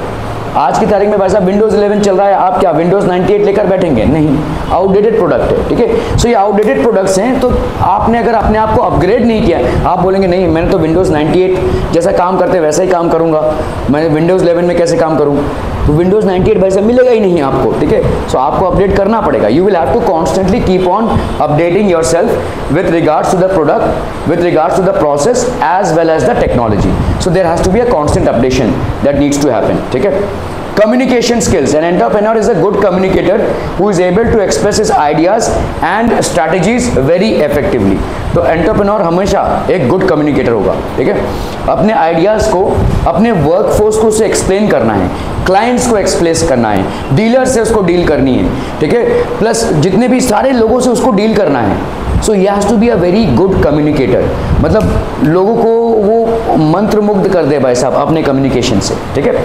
So entrepreneur is a good communicator who is able to express his ideas and strategies very effectively, ठीक है। Communicator मतलब an entrepreneur is a communicator, good communicator who is able to, अगर मैं इस तरह से पढ़ाऊँ, ठीक है, आप वैसे भी सो रहे हैं, ठीक है, तो आप तो पूरा ही फिर खर्राटे भरेंगे, राइट, है कि नहीं? ओके, सो एंटरप्रेन्योर के लिए बहुत ज़रूरी होता है कि उसका बॉडी लैंग्वेज इन्वॉल्व हो। मैं जब एक ऑफिस में था तो हमारे बाहर से क्लाइंट्स आए हुए थे। क्लाइंट क्या थे, वो ऑफिस के ही थे, और मतलब यूएस बेस्ड जो हमारे जो ऑफिस के लोग थे वो आए हुए थे, और मैं कोई प्रेजेंटेशन कर रहा था, तो I was basically presenting it. और वो एक बंदा जो यूएस से आया हुआ था ना, वो प्रेजेंटेशन नहीं देख रहा है, वो मेरे हाथ के मूवमेंट्स ऐसे ऐसे ऐसे देख रहा है। मैं बड़ा कॉन्शियस हो जा रहा हूँ भाई साहब, मैं उसको देख ही नहीं रहा हूँ, मैं ऐसे प्रेजेंट कर रहा हूँ, वो ऐसे ऐसे ऐसे ऐसे ऐसे मेरे हाथ देखे जा रहा है। तो मैं ब्रेक में गया, तो मैं कॉफ़ी पी रहा था, वो आया उधर, मैंने अब क्या हो गया भाई साहब, इसकी ये जरूर कुछ, मैंने बोला कि सी आई ऑब्जर्व दैट, तो how was the presentation? It was very good, it was very good. मैंने बोला what was good about it? I didn't see that you were even seeing the presentation, you were just looking at the movement of my hands, my body language, what ever it was.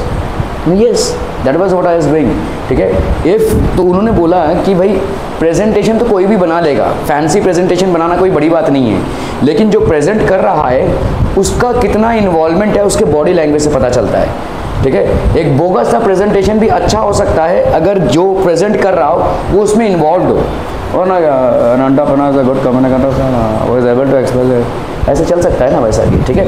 So there has to be a body language. तो communication मतलब आप कैसे बात कर रहे हैं वो तो होता ही है, आपका बॉडी लैंग्वेज भी बहुत ज़्यादा मैटर करता है। आप भाई साहब कोई आपका क्लाइंट आया है, आप भाई साहब सोफे बैठा और भाई साहब कहाँ है, तो दिस इज़ अनप्रोफेशनल, राइट। आपको भाई साहब you will have to stand up, you will have to basically treat them that way, you will have to respect that, ठीक है। आप भले ही उसके साथ बात कर रहे हैं लेकिन हाँ भाई साहब का सब ठीक ठाक, तो ये दिस इज़ बैड। आपका पूरा बॉडी लैंग्वेज मैटर करता है, क्या बोल रहे हैं वही मैटर नहीं करता है, किस तरह से बोल रहे हैं वो मैटर करता है, ठीक है। So an entrepreneur is a good communicator, an entrepreneur has to be a very effective communicator. आपका मतलब आप किस चीज को, अगर आपसे कोई बात करता है किसी भी टॉपिक पे, तो क्या आप उसके बॉडी लैंग्वेज को देखकर बता सकते हैं कि वो इंटरेस्टेड है कि नहीं उस टॉपिक पे? कैन यू, ठीक है। अगर ऐसे बात कर रहा हो मतलब अवॉइड कर रहा हो तो अलग बात है, लेकिन अगर वो पूरा इन्वॉल्व है, you can very well say that this guy is involve in what he is saying, तो उसका जेन्युइनिटी आप देख सकते हैं, यू कैन ऑब्जर्व इट, ठीक है। So it is very important. तो कम्युनिकेशन मतलब सिर्फ बोलना ही नहीं या बोलने का स्टाइल नहीं, आपके पूरे बॉडी लैंग्वेज में कम्युनिकेशन होना चाहिए, it has to be there, ठीक है। So that is an effective communicator. It is clear and polite in his communication and able to develop good relations with all stakeholders. Is clear है और polite भी है, ठीक है। Clear होना बहुत ज़रूरी है, ambiguous मत होइए, घुमाइए मत, लोगों को घुमाने का आप घुमाएंगे तो पता चल जाएगा, ठीक है। कुछ लोग बड़ा मीठा बोलते हैं लेकिन वो घुमा रहे हैं, ठीक है, तो लोग समझ जाएंगे। तो that be clear about what you have to say, ठीक है। ये हमसे हो सकता है, ये हमसे नहीं हो सकता है, लेकिन जो हो सकता है वो ये चीज़ें हैं, ठीक है। जो नहीं हो सकता वो नहीं हो सकता, बी क्लियर अबाउट इट, ठीक है। सो बहुत ज़रूरी है कि आप भाई साहब क्लियर हो और at the same time polite भी हो। नहीं होगा जाओ क्या कर लोगे, ऐसा नहीं बोलना है, ये हमसे नहीं, ये हमारे स्कोप ऑफ वर्क के बाहर है, तो दैट इज कॉल्ड पोलाइटनेस, ठीक है। In his communication and able to develop good relation with all stakeholders. तो इसका भाई साहब एक ऑटोमेटिक रिलेशन, स्टेक होल्डर कौन होता है?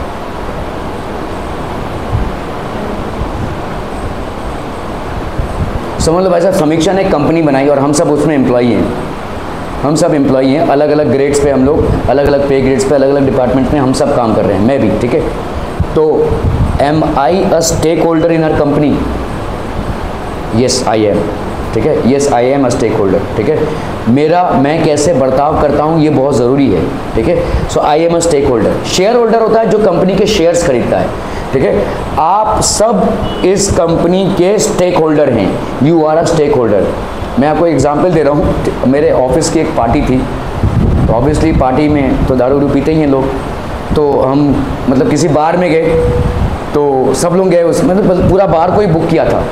तो मेरे एचआर का जो मैनेजर थे उन्होंने बोला भाई ये आई कार्ड है ना, इसको कम से कम जेब में रखो, क्योंकि you are out of office right now, ठीक है।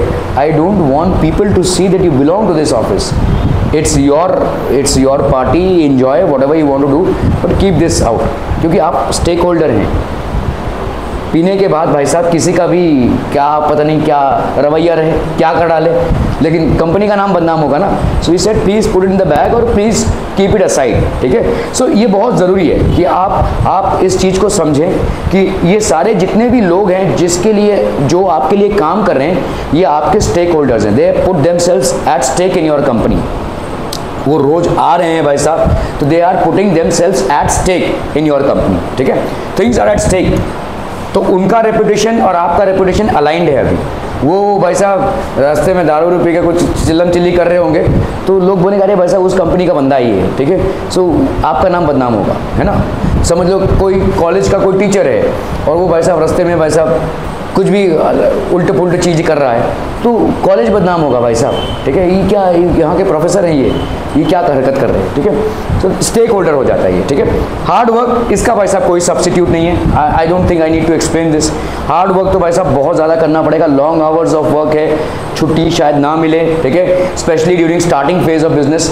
एक देखो बिजनेस जब चलता है ना तो एक मोड आता है जब ऑटो पायलट मोड में आ जाता है, तब लोगों को मालूम है काम क्या करना है, तो तब बिजनेसमैन ना अपने आप को थोड़ा सा पुल्ड बैक रखे और दूसरे बिजनेस के लिए ट्राई करे। लेकिन जब तक बिजनेस खड़ा नहीं होता है ना, जब तक बिजनेस अपने पाँव पे खड़ा नहीं होता है, जब तक बिजनेस पूरा स्टैंड आउट नहीं होता है, तब तक भाई साहब हार्ड वर्क का कोई लिमिट नहीं है, ठीक है। There is a lot of hard work that needs to be done in the entire process, तब तक हम कुछ नहीं कर सकते, ठीक है। तो there is no substitute for the hard work. And entrepreneur is always ready to work hard, he has to. जैसे मैंने आपको बोला भाई साहब, you can not even expect a day off, you can not expect a day off. If you are able to get a day off, well and good, otherwise you can not expect it, ठीक है। तो ये सारी चीज़ें तमाम आ जाती हैं। Entrepreneur is highly optimistic, highly optimistic. A business में go through difficult times due to various external market. Okay, so आपका देखो entrepreneur is highly optimistic. A business में go through difficult times due to various external market conditions. इसका मतलब ये नहीं है कि वो रोते बैठ जाए, और इसका मतलब ये भी नहीं है कि हाँ भैया कुछ नहीं होगा, चलो चलते हैं, नो प्रॉब्लम, हम प्रॉफिट बना लेंगे। नहीं, ऐसा नहीं है भाई साहब। अगर आपके एक्सटर्नल मार्केट कंडीशंस चेंज हो रहे हैं और इन चेंजेस के लिए आपका प्रॉफिट का स्कोप कम होता जा रहा है या लॉस का स्कोप बढ़ता जा रहा है, then you will have to basically change yourself as well. आपकी स्ट्रैटेजीज में भी इफेक्टिव चेंजेस होने चाहिए। देखो, जब business is going through a down phase, there are two reactions that might happen. एक तो भाई साहब सब कुछ छोड़ के रोते बैठ जाओ, ठीक है, और दूसरा कि नहीं, सब कुछ इग्नोर करके आगे बढ़ते जाओ। दोनों में ही खतरा है, ठीक है। अगर आप भाई साहब सब कुछ छोड़ के रोते बैठ जाओगे तो आप तो और डूबोगे। अगर आप भाई साहब बोल रहे हो कि नहीं कुछ नहीं होगा, चलो आगे बढ़ते रहो, तब भी आप डूबोगे। आज नहीं तो कल आप डूबोगे, आपकी प्लानिंग नहीं है, ठीक है। तो अगर आपका बिजनेस एक डाउन फेज से चल रहा है, then you will have to understand कि क्यों चल रहा है। क्या जो मार्केट कंडीशंस हैं उसका मैं फ़ायदा उठा रहा हूँ, या मार्केट कंडीशंस को टैप नहीं कर पा रहा हूँ, ये यूटिलाइज नहीं कर पा रहा हूँ, कुछ तो क्लैश हो रहा है। कहीं ना कहीं तो कॉस्ट इफेक्टिवनेस बढ़ना चाहिए, ठीक है। तो कहीं ना कहीं तो मैं कॉस्ट कटिंग कर सकता हूँ, कहीं ना कहीं तो मैं पैसे बचा सकता हूँ, कहीं ना कहीं तो मैं कुछ ना कुछ ट्विस्ट एंड ट्विक कर सकता हूँ, ठीक है। So these are things that are required. जैसे मेरे कंपनी में एक डाउनवर्ड फेज था, तो हमारे कंपनी में कैसा था, मतलब जो मैं जिस कंपनी में काम करता था वहाँ पे ऐसे गाड़ियाँ भेजते थे लोगों को पिकअप करने के लिए, ठीक है। तो गाड़ी जब भेजते थे तो समझ लो भाई साहब कोई लेट से कामोटे में रहता है तो उसके लिए एक गाड़ी आई, कोई पनवेल में रहता है उसके लिए एक गाड़ी आई, कोई खारघर में रहता है उसके लिए एक गाड़ी आई। फिर कंपनी ने सोचा भाई साहब ऐसा हम क्यों कर रहे हैं, ठीक है। थोड़ा डाउनवर्ड फेज जैसे ही आया तो कंपनी ने बोला भाई साहब जो पनवेल से आ रहा है वो कामोटे से गुजरते हुए खारघर से होकर आ सकता है ना भाई साहब, तीनों को उठाकर। कॉस्ट का मतलब अलग अलग 3 गाड़ियाँ भेजो, अलग अलग टाइम पे भेजो, अलग अलग ड्राइवर के साथ भेजो, ये एक बड़ा खर्चा है। इससे अच्छा एक ही ड्राइवर एक ही गाड़ी में इन तीनों को पिकअप करते हुए आराम से आ सकता है, ठीक है। So this is called cost effectiveness. फिर आप चेंजेस लाते हैं, क्या चेंजेस लाएंगे हम, ठीक है। What are the changes that we might incorporate. अब बिजनेस में go through difficult times due to various external market conditions. तो मार्केट कंडीशंस आपके बहुत डाइवर्स हो सकते हैं। मार्केट कंडीशंस भाई साहब आज की तारीख में बहुत जगहों पे रिसेशन चल रहा है, ठीक है। मतलब इंडिया में अभी तक पूरा आया नहीं है, लेकिन यूएस में या ऑस्ट्रेलिया में, न्यूजीलैंड के प्राइम मिनिस्टर तक ने भाई साहब अपना रेजिग्नेशन दे दिया है, ठीक है। आपका Sri Lanka is bankrupt, Pakistan is also almost on the verge of going to bankruptcy, ठीक है। तो ये भाई साहब डाउनवर्ड ट्रेंड चल रहा है, तो इसमें सर्वाइव करना थोड़ा सा मुश्किल है, ठीक है। तो इसीलिए इट्स वेरी, तो हम अगर कोई डिफिकल्ट टाइम से जा रहे होंगे तो हमको देखना पड़ेगा कि भाई साहब क्या क्या चीज़ों को हम मॉडिफाई कर सकते हैं, ठीक है। तो दोनों ही जो आपका एटीट्यूड है कि हाथ पैर छो के रोते बैठ जाना, ये एक खराब है, और भाई साहब नहीं कुछ नहीं होगा चलो आगे बढ़ते चलो, ये भी खराब है। दोनों में एक्सीडेंट अनिवार्य है, ठीक है। तो you will have to think of proper strategies to encounter these downward phases, ठीक है, okay. However, an entrepreneur remains hopeful and confident even in such scenario. An entrepreneur always thinks positively, ठीक है। Risk bearing capacity, भाई साहब risk bearing capacity, an entrepreneur has high risk bearing capacity and does not break under pressure, ठीक है।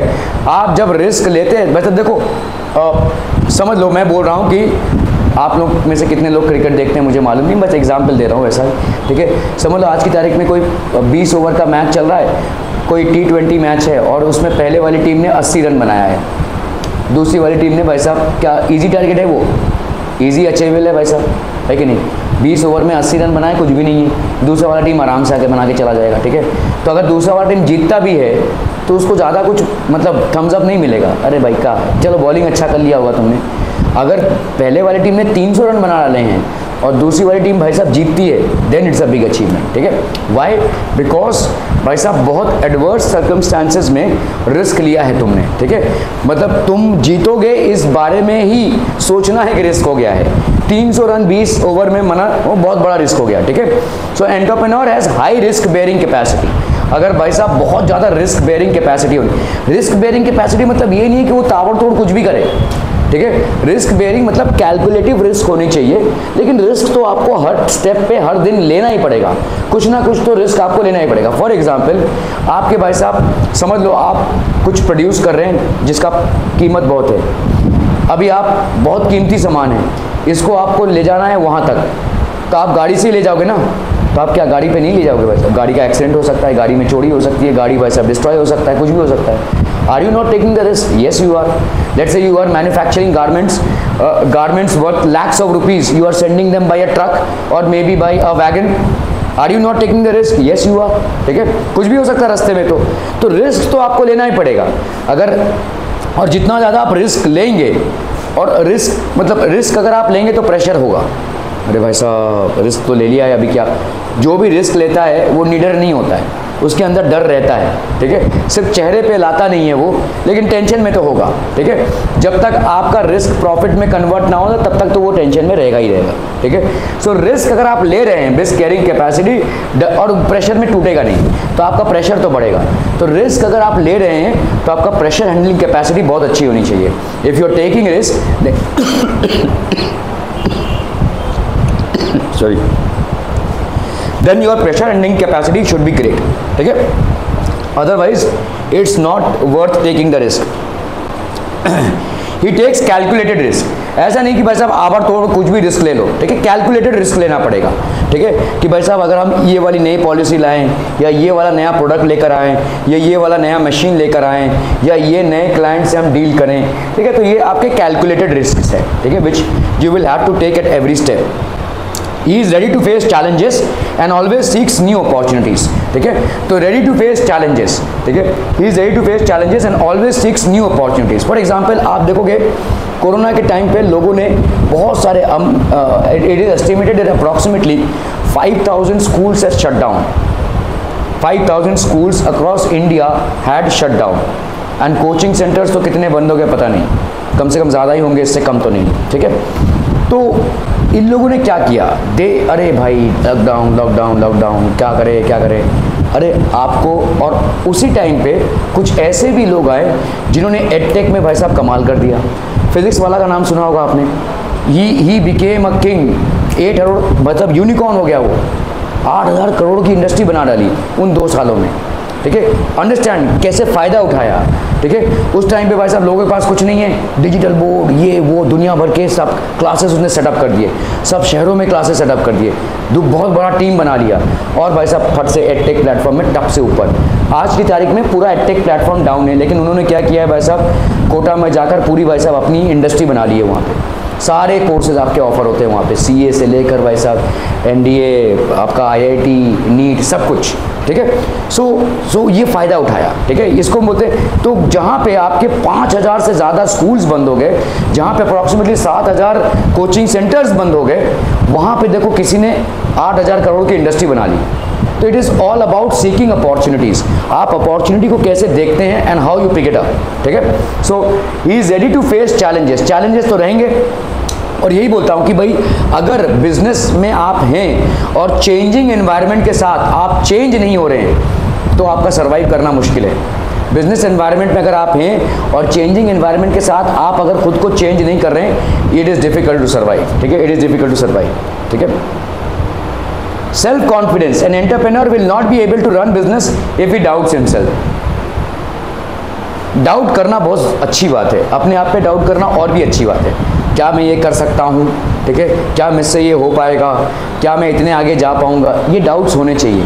लेकिन doubts होने से आप रुक जाएं ये नहीं होना चाहिए, नहीं मैं कर लूँगा ना, ठीक है। कुछ लोग होते हैं भाई साहब सेल्फ कॉन्फिडेंस मतलब ओवर कॉन्फिडेंस के प्रोडक्ट होते हैं, ये बेकार है, ठीक है। बहुत ज़्यादा ओवर कॉन्फिडेंस है, हाँ भाई साहब सब तुर्रम खाने हैं हम, ठीक है, वैसा वाला नहीं। डाउट होना चाहिए। Sometimes very intelligent people are very doubtful about themselves, ठीक है। जितना ज़्यादा आपका इंटेलिजेंस लेवल होगा ना, उतनी ज़्यादा आप अपने बारे में डाउटफुल होगे, ठीक है, ये एक अलग बात। और जितनी ज़्यादा आप उल्लू होंगे उतनी ज़्यादा आपका सेल्फ कॉन्फिडेंस होगा। मैंने देखा है, ये मेरा मानना नहीं है, सबका ही मानना है। आप देखो भाई साहब, लोग घूम रहे फिर रहे, मतलब कोई एक पैसे का अक्ल नहीं है, कुछ भी किए जा रहे हैं, ठीक है, कॉन्फिडेंस से किए जा रहे हैं भाई साहब एकदम, ठीक है। तो डाउट करना बहुत अच्छी बात है। आई सपोज दैट अगर आप अपने आप पे डाउट करते हैं कि मेरे से हो पाएगा कि नहीं, will I be able to cross this benchmark, this is very good, you should always be doing, but it should not stop you. या आप रुकने नहीं चाहिए, ठीक है, आप रुकने नहीं चाहिए। So doubt is something that you should be doing. He has self confidence that he will grow and manage the business effectively. तो सेल्फ कॉन्फिडेंस मतलब ओवर कॉन्फिडेंस नहीं होता है, सेल्फ कॉन्फिडेंस मतलब रैशनल कॉन्फिडेंस होता है, ठीक है। ओवर कॉन्फिडेंस एक बेकार की चीज़ है, ठीक है, ओवर कॉन्फिडेंस में चीज़ें डूबती हैं, उभरती नहीं हैं। लेकिन अगर आपके पास डाउट है, डाउट को आप रिजॉल्व करिए, डाउट में आप रोड मैप बनाइए कि हाँ भाई साहब ये करना है हमको, और फिर सेल्फ कॉन्फिडेंस के साथ आगे बढ़िए। We are talking about that self confidence, ठीक है। He has positive desires to achieve his goals. Qualitative quantities of a successful entrepreneur. Discipline होना भाई साहब बहुत ज़रूरी है, ठीक है। आप एक दिन गए, 2 दिन नहीं गए भाई साहब काम पे, नहीं चलेगा, ठीक है। You have to be discipline. आपके अंदर जो एम्प्लॉयज़ हैं, they for them you would be the role model, and for you to be the role model you have to be discipline, ठीक है। आपका भाई साहब डिसिप्लिन में रहना बहुत ज़रूरी है। मैं आपको बोल रहा हूँ, मैं आपको पढ़ा रहा हूँ, और मैं ही अगर ऐसा करता रहा हूँ भाई साहब, मैं हर 10 मिनट में या 5 मिनट में अगर फ़ोन चेक करता रहा हूँ और फिर मैं बोलूँ कि तुम क्यों फ़ोन चेक कर रहे हो, will that be justifiable? Obviously not, ठीक है। If I am teaching you right now, then I will also have to ensure that I cut down all my networks from the rest of the world until unless it is something very urgent, ठीक है, and needs immediate attention, ठीक है। सो भाई साहब discipline, मुझे भी discipline होना पड़ेगा ना। अगर मैं आपको पढ़ा रहा हूँ, आपसे मैं डिसिप्लिन तब तक नहीं एक्सपेक्ट कर सकता जब तक मैं खुद डिसिप्लिन ना हूँ। तो इसीलिए एक एंटरप्रेन्योर भी जो कंपनी को रन कर रहा है, अगर वो खुद ही डिसिप्लिन नहीं है तो उसके एम्प्लॉयज़ भी डिसिप्लिन नहीं होंगे। रंग का बहुत नींद आ रही है, यानी आंखें ऐसे ऐसे हो रही है वेव्स की तरह। अच्छा जी, डिसिप्लिन होना बहुत ज़रूरी है। ओपन माइंडेड होना बहुत ज़रूरी है, ठीक है। ओपन माइंडेड मतलब व्हाट इज़ ओपन माइंडेड? हाँ, तुम भाई साहब तुमको सिगरेट पीना है, पियो, तुमको दारू पीना है, पियो, ऐसा नहीं। What is open minded? What is open minded? Open minded means that you should be accommodating any kind of changes, ठीक है। अगर कोई एम्प्लॉय आपके पास आता है और ये बोलता है कि अगर हम इसको ऐसे करें तो इसको, तो एक्सेप्ट कीजिए, आइडियाज़ को एक्सेप्ट कीजिए। इम्प्लीमेंट करना या ना करना आपके हाथ हैं, लेकिन आइडियाज़ को एक्सेप्ट कीजिए। You should be open minded, ठीक है। आपका ओपन माइंडेडनेस होना चाहिए। You should be having an open mind to accept ideas which are coming from different quarters, ठीक है। कॉन्फिडेंस आपका तो होना ही चाहिए, ओवर कॉन्फिडेंस नहीं, कॉन्फिडेंस। सेल्फ स्टार्टर, जिस चीज़ को आपको इम्प्लीमेंट करना है ना, उसको आप सेल्फ स्टार्ट कीजिए। अगर आप चाहते हैं ना कि आपके एम्प्लॉयज़ एक दूसरे को रिस्पेक्ट दें, तो आपको पहला स्टार्ट करना है। हमने मैंने से बहुत बार देखा है कि कोई मतलब कोई बॉस है तो वो ऑफिस में एंट्री मार रहा है, सिक्योरिटी वाइट बस अब खड़ा है, गुड मॉर्निंग बोल रहा है, नहीं कोई जवाब नहीं। दिस इज़ रूड, ठीक है। So it starts from you, ठीक है, इट स्टार्ट्स फ्रॉम यू। अगर आप एक बॉस हैं किसी कंपनी के, if you are the owner of the company, the moment you enter, even if a watchman और a security guard is saying good morning to you, reply him back, ठीक है। Treat him with respect, ठीक है। इन सब लोगों को आपको respect से ट्रीट करना है, तभी जाकर एम्प्लॉयज़ एक दूसरे को रिस्पेक्ट देंगे, ठीक है। सो यू हैव तो एटीट्यूड वाइज भी और टेक्नोलॉजी वाइज भी आप सेल्फ स्टार्टर हैं, ठीक है। आप काम करके दिखाइए, ठीक है। आप मतलब अगर आपको वो काम दिया जाए तो वो आप काम करके दिखाइए, ठीक है। That is called self starter. Competitive तो होना बहुत ज़रूरी है, क्योंकि आप अगर अपने आजू बाजू के कंपटीशन लेवल को इग्नोर कर रहे हैं, very soon you are going to fall down. So वो लोग कौन सी टेक्नोलॉजी ले रहे हैं, या वो अपने प्रोडक्ट में क्या क्या अपग्रेडेशन कर रहे हैं, वो भाई साहब कौन सी चीज़ें नहीं ला रहे हैं अपने प्रोडक्ट में, उनका कॉस्ट कितना है, ये सारी चीज़ें आपको देखनी पड़ेंगी, ये करना ही पड़ेगा, ठीक है, to survive in the market. Creativity होनी चाहिए भाई साहब। क्रिएटिविटी कैसे? इट्स वेरी इंपॉर्टेंट कि आप अपनी क्रिएटिविटी को लाइव रखें, ठीक है। हम सब कुछ ना कुछ, और ये मैं सिर्फ बिजनेस पर्सपेक्टिव से बात नहीं कर रहा हूँ, ये मैं एक जनरल लेवल पे बात कर रहा हूँ। आप पूरे ताउम्र अपने उम्र में आप चाहे भाई साहब जॉब करें या बिजनेस करें, it's very important that you somehow keep your creativity alive. आप सब में या तो आर्टिस्टिक कुछ होगा, या तो किसी को भाई साहब खाना बनाने का शौक़ होगा। तो अगर आप अपनी क्रिएटिविटी को प्रैक्टिस करें थोड़ा बहुत, ठीक है, आप देखेंगे you will be having a stable mind.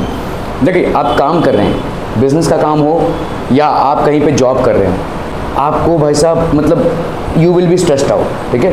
Creativity आपको एक प्लेटफॉर्म देता है। आप अगर कोई पेंटिंग करते हैं, या आप अगर कोई भाई साहब म्यूज़िक कंपोज करते हैं, या आप अगर कोई भाई साहब वीडियो एडिटिंग कर रहे हैं, ठीक है, ये सब जॉब्स अभी ज़्यादा बढ़ेंगे भाई साहब, मैं आपको बता रहा हूँ क्यों, ठीक है। आप अभी आर्टिफिशियल इंटेलिजेंस का ज़माना है भाई साहब, आपका ज़्यादा करके काम जो जिसमें साइंटिफिक दिमाग लगता है वो तो अपने आप हो जाएगा। जो आपके आर्ट वाले काम होंगे वो आपको खुद करने पड़ेंगे, ठीक है। तो इसीलिए artistic field will grow as of now. अगले 15-20 सालों में मैं जैसे बोलूँ आपके भाई साहब, बीए आजकल कौन करता है, ऐसा बोलेंगे ना, ठीक है, या आर्ट्स की स्ट्रीम में कौन जाता है, ठीक है। लेकिन अगले 20 सालों में आप देखोगे बहुत ज़्यादा लोग जाएंगे, क्योंकि that will be the next scope of opportunity. एक टाइम था इंडिया में जब आर्ट एंड कल्चर बहुत ज़्यादा इंपॉर्टेंट था। मंदिरें बनी, मस्जिदें बनी, या आपके जो पैलेसेस बनी, आप अब पुराने आर्ट फॉर्म्स को देखिए तो आर्ट एंड कल्चर को बहुत ज़्यादा प्रोत्साहन मिलता था। फिर भाई साहब वो डाई आउट हो गया, साइंस की तरफ हम गए। अब ये ग्राफ फिर से ऐसा जाएगा। There is a high possibility between 20 to 30 years when scientifically you have nothing to do, then what will you do? Then you will explore yourself in the art front, और ये बढ़ेगा। खैर, मैं आपको ये बोल रहा हूँ कि क्रिएटिव होना बहुत ज़रूरी है। क्रिएटिव मतलब आपके जो भी शौक हैं, पेंटिंग हो गया, म्यूज़िक कंपोजिशन हो गया, वीडियो एडिटिंग हो गया, कुकिंग हो गया, ये सारे तमाम शौक को पालने की कोशिश कीजिए, ठीक है। इसको रोज़ कुछ ना कुछ ना हो अगर, तो कम से कम हफ्ते में 2 या 3 बार इसके साथ कनेक्ट बनाइए, ठीक है। बहुत ज़रूरी है, क्रिएटिविटी होना बहुत ज़रूरी है। ये आपके दिमाग को शांत रखेगा, और जब आपका मतलब क्रिएटिव एबिलिटीज़ बढ़ेंगी, आपकी सोचने की क्षमता भी बढ़ेगी, ठीक है। अदरवाइज वो एक ही काम करते करते आप इतने बॉर्न डाउन हो जाओगे कि भाई एक्सीडेंट हो जाएगा, ठीक है, एक्सीडेंट हो जाएगा। तुमको मालूम है एक्सीडेंट होने का मेन रीज़न क्या होता है? वर्ल्ड वॉर 2 के बाद ये एस्टिमेट किया गया कुछ सालों बाद कि भाई साहब वर्ल्ड वॉर 2 में उतने लोग नहीं मरे जितने लोग रोड एक्सीडेंट्स में मरते हैं। और क्यों मरते हैं मालूम है? और ज़्यादा करके रोड एक्सीडेंट में मरते हैं कहाँ पे? हाईवेज़ में। और हाईवेज़ में क्यों मरते हैं? क्योंकि ज़्यादा करके ड्राइवर्स को नींद आ जाती है। क्यों? क्योंकि भाई साहब हाईवे देखो एक तरफा है, भाई साहब जा रहा है वो, ठीक है, और भले ही स्मूथ राइड हो लेकिन ड्राइवर नींद में आ जाएगा। अगर आप किसी मार्केट से निकल रहे होंगे, आप नींद में अफोर्ड कर सकते हैं क्या? कोई साइकिल घुसा रहा है भाई साहब, कोई स्कूटी लेके आ रहा है, कोई, you can not afford it, right. तो आपको भाई साहब अभी ब्रेक मारना है, अभी स्लो करना है, अभी फास्ट करना है, ये सब में आप रहेंगे। लेकिन आप अगर हाईवे में जा रहे हैं तो टप और भाई साहब हो गया, ठीक है। सो इसीलिए आप अगर देखोगे तो आपका वो जो वाइट मार्क होता है ना रोड में, वो सबसे ज़्यादा डिसेप्शन कॉज करता है हाईवेज़ में। उसमें भाई साहब फोकस, मतलब आपकी आंख नहीं लगी है लेकिन आप स्टोन्ड हो गए हो, ऐसा हो जाता है। किसी मुर्गी को, मुर्गा समझते हैं मुर्गी, ठीक है, उसको मुर्गी को मुंडी को पकड़ो, ऐसे कर दो, और एक वाइट पेंट ऐसे कर दो, और उसको मुंडी को छोड़ो, वो वैसा ही खड़ा रहेगा भाई साहब, हिप्नोटाइज हो जाएगा। हाँ, ये एक्सपेरिमेंट हुआ है। किसी मुंडी उसके आँख को बंद कर दो, मतलब मुंडी को पकड़ो, मतलब उसकी आँख को बंद कर दो ऐसे, और उसके सामने ऐसे एक पेंट का ऐसा एक, जैसे रोड्स में होता है ना भाई साहब, स्ट्रेट रोड्स में होता है, वैसा कर दो, उसको छोड़ दो, जैसे वो मुंडी को जोंक्ट, ठीक है। तो ये होता है, और इसी जोंक्ट की वजह से एक्सीडेंट्स होते हैं। तो इसीलिए इनका उपाय क्या निकाला इन लोगों ने भाई साहब, कि आप ऐसे रोड्स लंबे मत रखो, ज़्यादा इंटरवल्स पे लो, तो बीच में कोई सर्कल डाल दो, ठीक है, या बीच में कोई टर्न डाल दो, ऑटोमेटिकली ड्राइवर चौकन्ने हो जाएगा, ठीक है। So that will be happening. So इसी तरह से मतलब आप बोरियत जब होती है ना, मतलब एक ही काम साल दर साल, month after month, year after year, day after day, तो आप बोरियत इतना ज़्यादा आपका हो जाता है कि आप जोंक्ट हो जाते हो, आप नया कुछ सोच ही नहीं रहे हो ही नहीं सकता आप क्या, ठीक है। तो इसीलिए बहुत ज़रूरी है कि आप अपने क्रिएटिविटी को अलाइव रखिए, आप अपनी क्रिएटिविटी को अलाइव रखिए, और जिस भी चीज़ से आपको अच्छा लगता हो, चाहे उसमें पैसे आते हो या ना आते हो, try and keep it alive in your life, ठीक है। It is not only about you being an entrepreneur, but also if you are basically doing a job also, it's very important that you keep your creativity alive. Generally लोगों का life बहुत boring इसलिए हो जाता है क्योंकि creativity ढप एकदम नीचे चला जाता है, there is no creativity at all. आप एक बच्चे को देखो कैसे इंटरेस्टिंग में मोड में रहता है भाई साहब, उसके शक्ल में बोरियत आएगी ही नहीं अनटिल अनलेस वो सो रहा हो, ठीक है। कुछ ना कुछ क्रिएट करना है भाई साहब, कुछ ना कुछ खुराफती करनी है, ठीक है, एंटायर डे, लेकिन एक एजेड आदमी को देखो भाई साहब, आधा मरा इंसान होता है, मतलब इतना बोर हो चुका है वो लाइफ से। So it's very important that you keep the creative element in your life, ठीक है। डिटर्मिनेशन मतलब भाई साहब करना है तो करना है, दिस इज कॉल्ड डिटर्मिनेशन, जो ऑब्वियसली होना ही चाहिए। Strong communication skills, it has to be there, ठीक है। और कम्युनिकेशन स्किल मतलब सिर्फ जबान नहीं, आपका भाई साहब किस तरह से आप बात करते हैं, आपका बॉडी लैंग्वेज क्या है, that also matters a lot, ठीक है। आप भाई साहब सुस्त मुस्त में कुछ भी अच्छा बोल रहे हैं तो लोग नहीं सुनेंगे आपको, your body language matters a lot, ठीक है। स्ट्रॉन्ग वर्क एथिक, एथिक क्या होता है, व्हाट इज एथिक्स? एथिक्स एक ऐसा सब्जेक्ट है जो बहुत ही डिस्क्रिप्टिव सब्जेक्ट है। जो लोग आईएएस की तैयारी करते हैं उन लोगों के लिए ये सबसे इंपॉर्टेंट सब्जेक्ट है, एथिक्स, ठीक है। एथिक्स मतलब नैतिकता, ठीक है। नैतिकता मतलब अभी नैतिकता के आयाम लोगों के लिए अलग अलग होते हैं, ठीक है। हम सबकी परवरिश अलग अलग एनवायरनमेंट में हुई है, तो आपके लिए जो नैतिक है हो सकता है मेरे लिए नैतिक ना हो, ठीक है। मेरे लिए जो नैतिक है, जो राइट है, वो शायद आपके लिए राइट ना हो, ठीक है।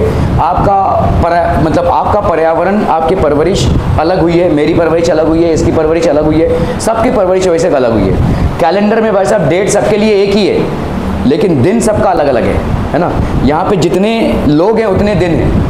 हम यहाँ पे बोल सकते हैं भाई साहब it's today is what, 1 August, 2 August, 2 August calendar में डेट सेम है, लेकिन आपका 2 अगस्त, मेरा 2 अगस्त, इनका 2 अगस्त सब अलग है, ठीक है। We have had a different day all together everybody, ठीक है। सो इसी तरह से आपका भाई साहब एथिक्स जो है वो एक नैतिकता होती है, ठीक है। काम को सही तरीके से करने का, जिसे हम बोलते हैं ना इंटीग्रिटी। इंटीग्रिटी मतलब क्या होती है कि आप सही काम सही तरीके से कर रहे हैं even when nobody is watching.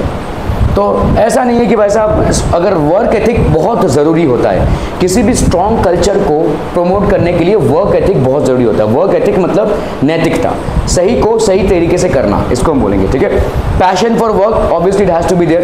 Passion मतलब एकदम जोशे जुनून से काम करना, ये होना ही चाहिए किसी भी आपके सक्सेसफुल एंटरप्रेन्योर में। डिसिप्लिन क्या हो जाएगी भाई साहब, he is focused on making the business work and has comprehensive strategies to accomplish the goals, ठीक है। बिजनेस को लाना ही है ट्रैक पे, कॉम्प्रिहेंसिव स्ट्रैटेजीज, डिसिप्लिन, ठीक है, to establish the goals. He is determined to eliminate any hindrances और distractions to his goals. तो जैसे डिसिप्लिन, अगर मैं बोलूँ एक डिसिप्लिन स्टूडेंट, वो क्या होगा, ही विल नॉट वॉच, मतलब वो पढ़ रहा होगा तो पढ़ ही रहा होगा, है ना। वो अच्छा थोड़ा सा देख लेते हैं भाई साहब, इंस्टाग्राम देख लिया, अच्छा ठीक है, ओ थोड़ा सा यूट्यूब देख लेते हैं, ये नहीं है, ठीक है। That is not a discipline student. मेरे को याद है मेरे एक दोस्त के भाई थे और उनकी आईआईटी में, उस टाइम पे आईआईटी में 500 सीट हुआ करते थे और उनकी 42nd रैंकिंग आई थी इंडिया में। सोचो 500 सीट में 42nd रैंकिंग। तो एक दिन मैं अपने दोस्त को बुलाने गया, उसके बड़े भैया थे ये, ठीक है। तो वो मतलब ऐसे ही बेड पे लेट के एक बुक पढ़ रहे, तो उनके भाई का नाम गौरव था। तो मैंने जी पहले नीचे से आवाज़ लगाई है, गौरव गौरव, तो नहीं आया। ऊपर चला गया मैं, तो रूम का दरवाज़ा खुला ही हुआ था, मैं अंदर गया तो ये भाई साहब, भैया गौरव किधर है? कोई जवाब नहीं भाई साहब। भैया गौरव किधर है? गौरव है कि नहीं घर पे? भैया गौरव किधर है? भाई साहब मैं गया और उनका ऐसे बेड पे लेटे हुए ना, तो उनका पैर ऐसे पैर हिलाया, भैया गौरव किधर है? हाँ गौरव, अरे नहीं भाई साहब। तो understand, he is a scholar. वो जिस तरह से बुक को पढ़ रहा है ना, वो पूरा डीपली उसी में है। बाद में मेरे को मालूम चला भाई साहब आईआईटी में जिसका 42nd रैंकिंग आया है, कितना बड़ा स्कॉलर होगा वो भाई साहब एब्जॉर्ब कर ले रहा है। जो हम 2, 3, 4 बार पढ़ के समझते होंगे या शायद थोड़ा बहुत क्लोज पहुंचते होंगे, वो एक ही बार पढ़ के ग्रास्प कर ले रहा है उसको, ठीक है। तो मतलब he was not even aware that I belong to his environment, is so focused, ठीक है। तो इसीलिए he is determined to eliminate any hindrances और डिस्ट्रैक्शंस टू हिज गोल्स। तो आपके जो डिस्ट्रैक्शंस होते हैं गोल्स में, वो is bound to eliminate it, ठीक है। वो उससे उसको कुछ फर्क नहीं पड़ता है, वो अपने गोल्स पे फोकस रहेगा, ठीक है। That is called discipline, that is called discipline, ठीक है। It is extremely important for an entrepreneur to be disciplined in his approach towards work every day. So he has to be disciplined every day. ऐसा नहीं है कि भाई साहब आज हम रिलैक्स हैं चलो, ठीक है। उसको अपना डिसिप्लिन कैरी करना ही पड़ेगा, ठीक है, खुद के लिए भी और एम्प्लॉयज़ के लिए भी, ठीक है। डिसिप्लिन कैरी करना ही पड़ेगा। Approach towards his work, open minded मतलब आइडियाज़ को एक्सेप्ट करना, ठीक है। An entrepreneur does not work with a fixed mindset. तो अगर किसी ने कोई चेंज सजेस्ट किया, he has to be open minded to accept the change and discuss it. नहीं नहीं, जैसे मैं बोल रहा हूँ वैसे ही होगा, ऐसा गलत है, ठीक है। आप अगर एंटरप्रेन्योर हैं तो you will have to accept any changes that are happening in and around you and any suggestions with regards to those changes, ठीक है। तो ये आपका फिक्स्ड माइंडसेट नहीं हो सकता, ये has an open mindset. Therefore he realizes that every event and situation is a business opportunity। तो कोई भी इवेंट या सिचुएशन उसके लिए एक बिजनेस अपॉर्चुनिटी होगी।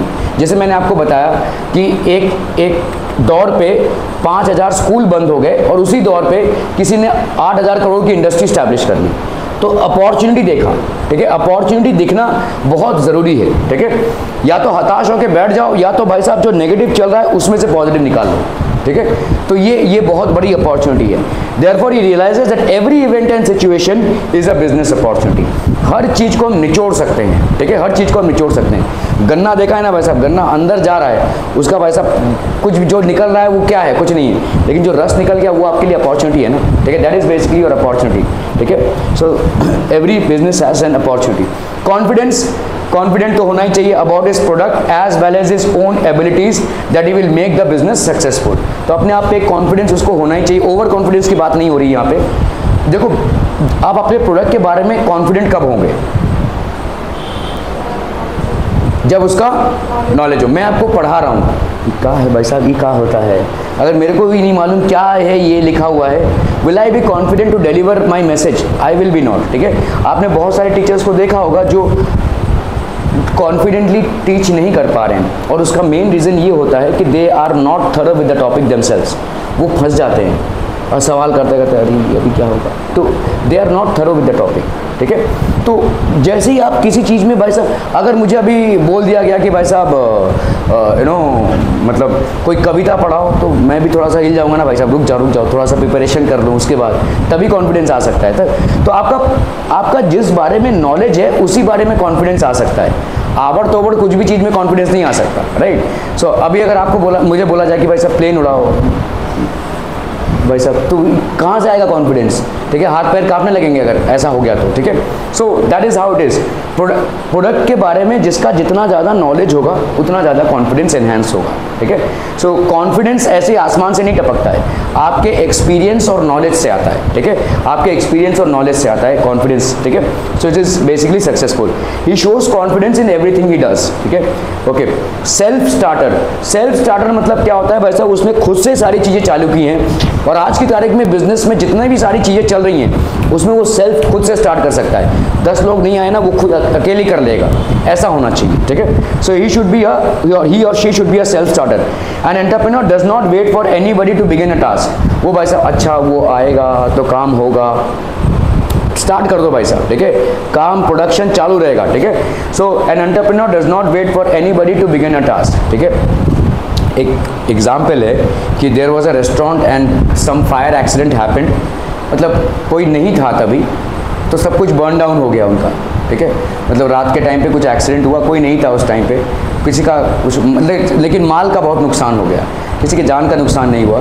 सो what happened the next day they still put up the board, we are open, ठीक है। सो इस तरीके का एटीट्यूड होना चाहिए भाई साहब, ठीक है। कैलामिटीज़ आएंगी, ठीक है, अगर कोई नहीं आया तो आप खुद ही कर सके उस चीज़ को, इतनी आपके पास कैपेसिटी होनी चाहिए। फॉर एग्जांपल, अगर आप एक रेस्टोरेंट चला रहे हैं, आपका शेफ़ नहीं आया, तो क्या आप खुद बना सकते हैं? ये आपका टैलेंट होना चाहिए, वरना क्या, अरे हमारा ना शेफ़ नहीं आया, कल आइएगा, तो क्या वो भूखे मरे आज, ठीक है। जो आपके पास आया वो भूखों मरे, फिर वो आपके पास आया और आप उसको नहीं दे पाए तो दूसरी दुकान में जाएगा, और दूसरी दुकान का टेस्ट उसको लग गया तो आप गए भाड़ में, कल से आप उसके लिस्ट में रहेंगे ही नहीं, ठीक है। So you have to be a self starter. तो भले ही आप उस क्वालिटी का खाना शायद उसको नहीं दे पाएंगे, but at least you will be able to serve his appetite, भूखा नहीं जाएगा, ठीक है। तो ये सारी चीज़ें होनी चाहिए। He will not, an entrepreneur will not begin or not wait for anybody to start or begin a task, ठीक है। He knows that if something needs to be done, he has to take initiative. He is proactive, ठीक है। तो अगर कोई चीज़ चालू करना है तो भाई साहब इनिशिएटिव तो लेना पड़ेगा और प्रोएक्टिव होगा। कॉम्पिटिटिव, ठीक है, कॉम्पिटिटिव मतलब an entrepreneur has a competitive spirit which motivates him to perform better every day. Competition सिर्फ आजू बाजू वालों के साथ ही नहीं है, कॉम्पिटिशन खुद अपने साथ भी है, ठीक है। तो कंपटीशन मतलब आजू बाजू वाले कैसा कर रहे हैं, किस तरह से कितने माल को कितने पैसे में बेच रहे हैं, क्या क्वालिटी है, कितना क्लाइंट है उनके पास, ये सब चाहिए कि मालूमात और जानकारी तो एंटरप्रेन्योर को होनी ही चाहिए, लेकिन उसके साथ साथ खुद के साथ भी कंपटीशन होना चाहिए। I was able to deliver this much today, can I do better tomorrow, can I do better tomorrow. इसी तरह से भाई साहब आप इसको आगे ले जा सकते हैं, ठीक है। That is how it is. So an entrepreneur has a competitive spirit which motivates him to perform better every day, ठीक है। He highlights his own company's track record of success as compare to competitors.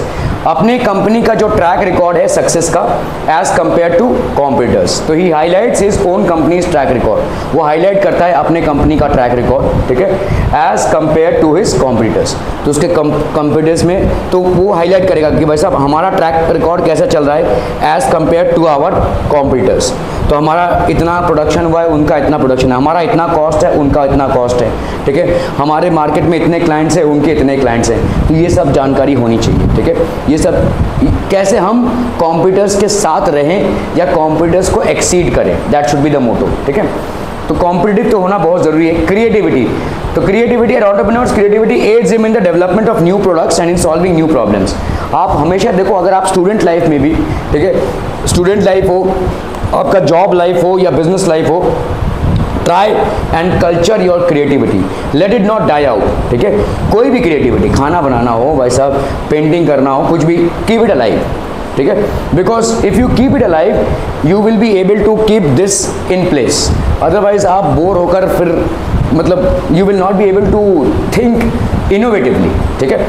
Creativity में आप भाई साहब innovatively think कर रहे हैं ना। क्रिएटिविटी मतलब क्या है, आप किसी चीज़ को कॉपी नहीं कर रहे हैं, आप अपने से कुछ बना रहे हैं, ठीक है। तो आपने अपने से जब कुछ बना रहे हैं तो आपकी क्रिएटिव स्किल्स ऑटोमेटिकली नर्चर हो रही हैं, आपका ब्रेन भाई साहब उसी दिशा में सोच रहा है, ठीक है। तो उस तरह से आप क्या करेंगे भाई साहब, क्रिएटिव होंगे तो ऑटोमेटिकली आप अपने ब्रेन के थिंकिंग कैपेसिटी को एनहेंस करेंगे, you will basically enhance your thinking capacities, ठीक है। He is able to make connections between seemingly unrelated events or situations and think out of the box, ठीक है। Think out of the box, अगर creative होगा इंसान तो ही वो out of the box thinking कर सकता है, वरना रोज के काम धंधे से भाई साहब इंसान बग डाउन हो ही जाएगा, ठीक है। फिर उसका दिमाग क्लोज्ड हो जाएगा। कल सुबह जाना है भाई साहब, इसी टाइम पे पहुंच जाएंगे, इतने टाइम पे वापस आना है, आ जाएंगे, ठीक है, इतना काम करना है, कर लेंगे, यही रिपीट रिपीट रिपीट रिपीट चल रहा है, ठीक है। If he is able to find some creative opportunities and fulfil them in his life, it will increase his mental faculties, और जब इंक्रीज होगा मेंटल फैकल्टीज ऑब्वियसली इसमें भी काम आएगा, ठीक है, इसमें भी काम आएगा। क्लियर है? Are we clear on this one people? आप समझ में आती है? डिटर्मिनेशन मतलब स्ट्रॉन्ग डिटर्मिनेशन होना चाहिए। He is determined to make all of his endeavors succeed and so he keeps on trying till he succeeds। तो determination मतलब strong जो will power है उसका, कि भाई साहब जब तक हम सक्सेस नहीं करेंगे तब तक भाई साहब we will be there, ठीक है। Okay, successful entrepreneur does not believe that something can not be done. भाई साहब ये नहीं हो सकता। देखो, impossible is a word to be found in the dictionary of fools, that's what Napoleon said, ठीक है। तो मतलब इम्पॉसिबल, अभी जैसे समझो आज से 100 साल पहले अगर आपने किसी इंसान को बोला होता कि भाई तुम खड़े होके ही ना, यहाँ पे खड़े होके ही तुम लखनऊ में कोई है उससे बात कर सकते हो, तो वो क्या बोलता था? पागल है क्या? ठीक है, यही बोलता था ना, ठीक है। तब फोन्स भी नहीं थे, कुछ भी नहीं था, ठीक है। तो अगर आप ऐसा बोलेंगे तो वो वैसे, लेकिन आज है ना भाई साहब, आप दुबई में किसी से बात कर सकते हो, अमेरिका में किसी से बात कर सकते हो, ठीक है। Today is very much possible, ठीक है। सो जैसे जैसे मैं आपको एग्जांपल दे रहा हूँ, फॉर एग्जांपल इंडिया का जो क्रिकेट टीम था उसमें आज से कुछ 25-30 साल पहले, मतलब वनडे गेम्स जो होते हैं, 50 ओवर के जो गेम्स होते हैं, उसमें पहले 10 ओवर में ना टीम्स टारगेट करके चलती, विकेट बचाना है और 40-50 रन बना लिया तो बहुत है। ऐसा ही चला आ रहा था, ऐसा ही ट्रेंड चला आ रहा था। Sachin Tendulkar he change the dimensions of cricket. He said भाई साहब क्यों हम पहले 10 ओवर में 40-50 ही बनाएं, क्यों हम 90 टच नहीं कर सकते, क्यों हम 100 टच नहीं कर सकते। And he basically change it, ठीक है। तो ये सोचना है कि इम्पॉसिबल, मतलब इम्पॉसिबल अगर जब तक हम उसी को सोचते रहेंगे ये इम्पॉसिबल है, तब तक हम उसको क्रॉस ही नहीं कर सकते। आज की तारीख में भाई साहब 10 ओवर में 90 बनाना कोई बड़ी बात नहीं है, not something big, it has now become the trend, ये ट्रेंड बन चुका है, ठीक है। तो किसी ने तो भाई साहब इस ट्रेंड को तोड़ा, किसी ने तो इस इम्पॉसिबिलिटी को क्रॉस किया, ठीक है। So successful entrepreneur does not believe that something can not be done, ये नहीं हो सकता है, ऐसा नहीं है, ठीक है। किस तरह से इसको हम संभव करेंगे उसके जरूर कुछ ना कुछ उपाय होंगे, ठीक है। Are we clear? Strong communication skills, तो he is very good at highlighting the benefits of any situation. तो कोई भी भाई साहब आपका benefit of any situation, the person is having very good communication skills, तो किसी भी सिचुएशन के बेनिफिट्स को वो प्रॉपरली हाईलाइट कर देगा, ठीक है। ही is very good at highlighting the benefits of any situation, ठीक है। Okay, nobody can sell his product as effectively as he does, ठीक है। उसको अपने प्रोडक्ट के बारे में इतना भरोसा है, इतना नॉलेज है, और मार्केट कंडीशंस इतने ज़्यादा मालूम है, और एक्सपीरियंस इतना ज़्यादा हो चुका है कि सबसे बेहतरीन सेल्समैन उसकी कंपनी में वो खुद ही है, ठीक है। ही कैन डू इट, ठीक है। क्लियर है, क्लियर है, क्लियर है, क्लियर है भाई साहब। Okay, he motivates and coaches the employees so that the business growth overall, तो वो कॉन्स्टेंटली भाई साहब अपने एम्प्लॉयज को मोटिवेट करता है, कोच करता है, फीडबैक देता है, so that they are able to basically do what, ठीक है। Say he motivates and coaches the employees so that the business grows overall, ताकि बिजनेस में ग्रोथ ओवरऑल आए, ठीक है। तो कांस्टेंट इसका इन्वॉल्वमेंट रहता है, he will be constantly involve in it, constant involvement रहेगा, ठीक है। ओके, स्ट्रॉन्ग वर्क एथिक, अभी वर्क एथिक क्या होता है? So as I said, work ethic is something which is related to, okay, strong work ethic, his mind is constantly at work even when he is not in office, जब वो office में नहीं है तब भी उसका भाई साहब मन उसका काम में लगा हुआ है, तो काफ़ी स्ट्रॉन्ग वर्क एथिक है। वर्क एथिक मतलब काम के सिवा उसको कुछ सोचता ही नहीं है। ये एक Narayana Murthy was basically the head of Infosys, ठीक है। इन्फोसिस आज की तारीख में भाई साहब एक बहुत बड़ी कंपनी है, software company, it's one of the most leading companies that India has ever produce. पहले नारायण मूर्ति पत्नी कंप्यूटर्स के लिए वर्क करते थे, नाउ ही हैज़ बेसिकली, तो इन्फोसिस के चेयरमैन है वो, इन्फोसिस के फाउंडर हैं, और इन्फोसिस एक ड्रीम हब है किसी भी आईटी प्रोफेशनल का, ठीक है। तो उनकी वाइफ जो है सुधा मूर्ति हैं, and she is basically a social worker. तो उनसे पूछा गया था कि भाई हाउ वुड यू को relate to being a wife of a leading entrepreneur like Narayana Murthy. तो शी सेज कि भाई साहब वो इतना ज़्यादा काम में इन्वॉल्व है कि ही hardly has any time for family life, ठीक है। सो मैंने इसको एक्सेप्ट ही कर लिया है, ठीक है। अगर मतलब मैं तो खुद भी काम में रहती हूँ, मेरा खुद भी आपका सोशल सेटअप है, राइटिंग में है, टीचिंग में हूँ, मैं बहुत सारी इंडस्ट्री में खुद भी हूँ, ठीक है। लेकिन उन्होंने बोला कि इफ़ एक सक्सेसफुल एंटरप्रेन्योर की जो वाइफ होगी, या तो वो खुद भी एंटरप्रेन्योर हो, और या तो अगर वो हाउस वाइफ है तो ये मान कर ही चले कि उसके पति का ध्यान फैमिली पे नहीं रहेगा, ठीक है। नहीं अफोर्ड कर सकता वो, क्योंकि भाई साहब वर्क एथिक बहुत स्ट्रांग रहता है, एंड एंटरप्रेन्योर का भाई साहब पूरा टाइम काम में ही जाएगा, ठीक है। He will not be having any scope, ये एक्सेप्ट ही करना है कि भाई साहब वो फैमिली लाइफ में टाइम नहीं दे पाएगा, ठीक है। सो उन्होंने भी ऐसा ही बोला कि I am appealing to all housewives or maybe working wives that if your husband is an entrepreneur, then please accept it that he will not be able to give much time to family. सो आपका अगर expectation है कि भाई साहब वो family के साथ involve हो और फैमिली को एंटरटेन करे, तो वो गलत एक्सपेक्टेशन है। If you are trying to be an entrepreneur, ठीक है, his mind is constantly at work even when he is not at office, most importantly he is sincere and ethical in his work, वो कोई wrong means नहीं करेगा, ठीक है। He will not adopt wrong means to become successful, क्योंकि wrong means से भाई साहब आज नहीं तो कल पकड़े जाएंगे ही, ठीक है। Passion, obviously he is willing to put in extra hours to make the business succeed, तो पैशनेटली जुनून के साथ वो काम कर रहा है और वो कोई भी एक्स्ट्रा आवर्स देगा बिजनेस को सक्सेसफुल बनाने के लिए, ठीक है। His business gives him a joy which goes beyond the money, तो उसके बिजनेस से एक जॉय आता है उसको, ठीक है, and this goes beyond the money. इसीलिए वो लोग जिनका मतलब प्रॉफिट से ही लेना देना है, they can never turn out to be successful entrepreneurs, ठीक है। आप जब बिजनेस से इस कदर जुड़ जाते हैं कि वही आपका लाइफ बन जाए, तो प्रॉफिट तो आएगा ही, प्लस आप उस जर्नी को भी इंजॉय करेंगे। अगर आप सिर्फ पैसे कमाने के उससे अगर आप बिजनेस कर रहे होंगे तो आप ज़्यादा दूर नहीं जा पाएंगे, ठीक है। So his business gives him a joy which goes beyond the money, ठीक है। तो आपके पैसे के बियॉन्ड है इसका, ठीक है। उसने अगर कोई बिजनेस को चुना है तो सिर्फ पैसे कमाने के लिए नहीं चुना है, उस फील्ड में उसको इंटरेस्ट है, और उसने देखा कि इससे मैं पैसे कमा सकता हूँ, इसके बाद उसने इसको चॉइस किया है। तो there is this writer called George Bernard Shaw, and according to his words, happy is a man who can make his living by his hobby, ठीक है। भाई साहब, जो अपनी हॉबी से या जिस चीज़ में उसको इंटरेस्ट है उससे अगर वो पैसा बना सके तो वो हमेशा खुश रहेगा, वो हमेशा खुशी रहेगा, ठीक है। सो अब एंटरप्रेन्योर अगर सिर्फ पैसे को टारगेट करके कोई बिजनेस कर रहा होगा तो वो ज़्यादा दूर का खिलाड़ी नहीं है। अगर उसने ऐसा कोई काम चुना होगा जो वो कर रहा है जिससे पैसा जनरेट हो रहा है, तब वो ज़्यादा दूर का खिलाड़ी है, बिकॉज ऑटोमेटिकली उस काम में उसको इंटरेस्ट है, और वो जितनी इंटरेस्टिंगली उस काम को करेगा उतना ज़्यादा पैसा जनरेट होगा, ठीक है। It will be directly proportional, ठीक है।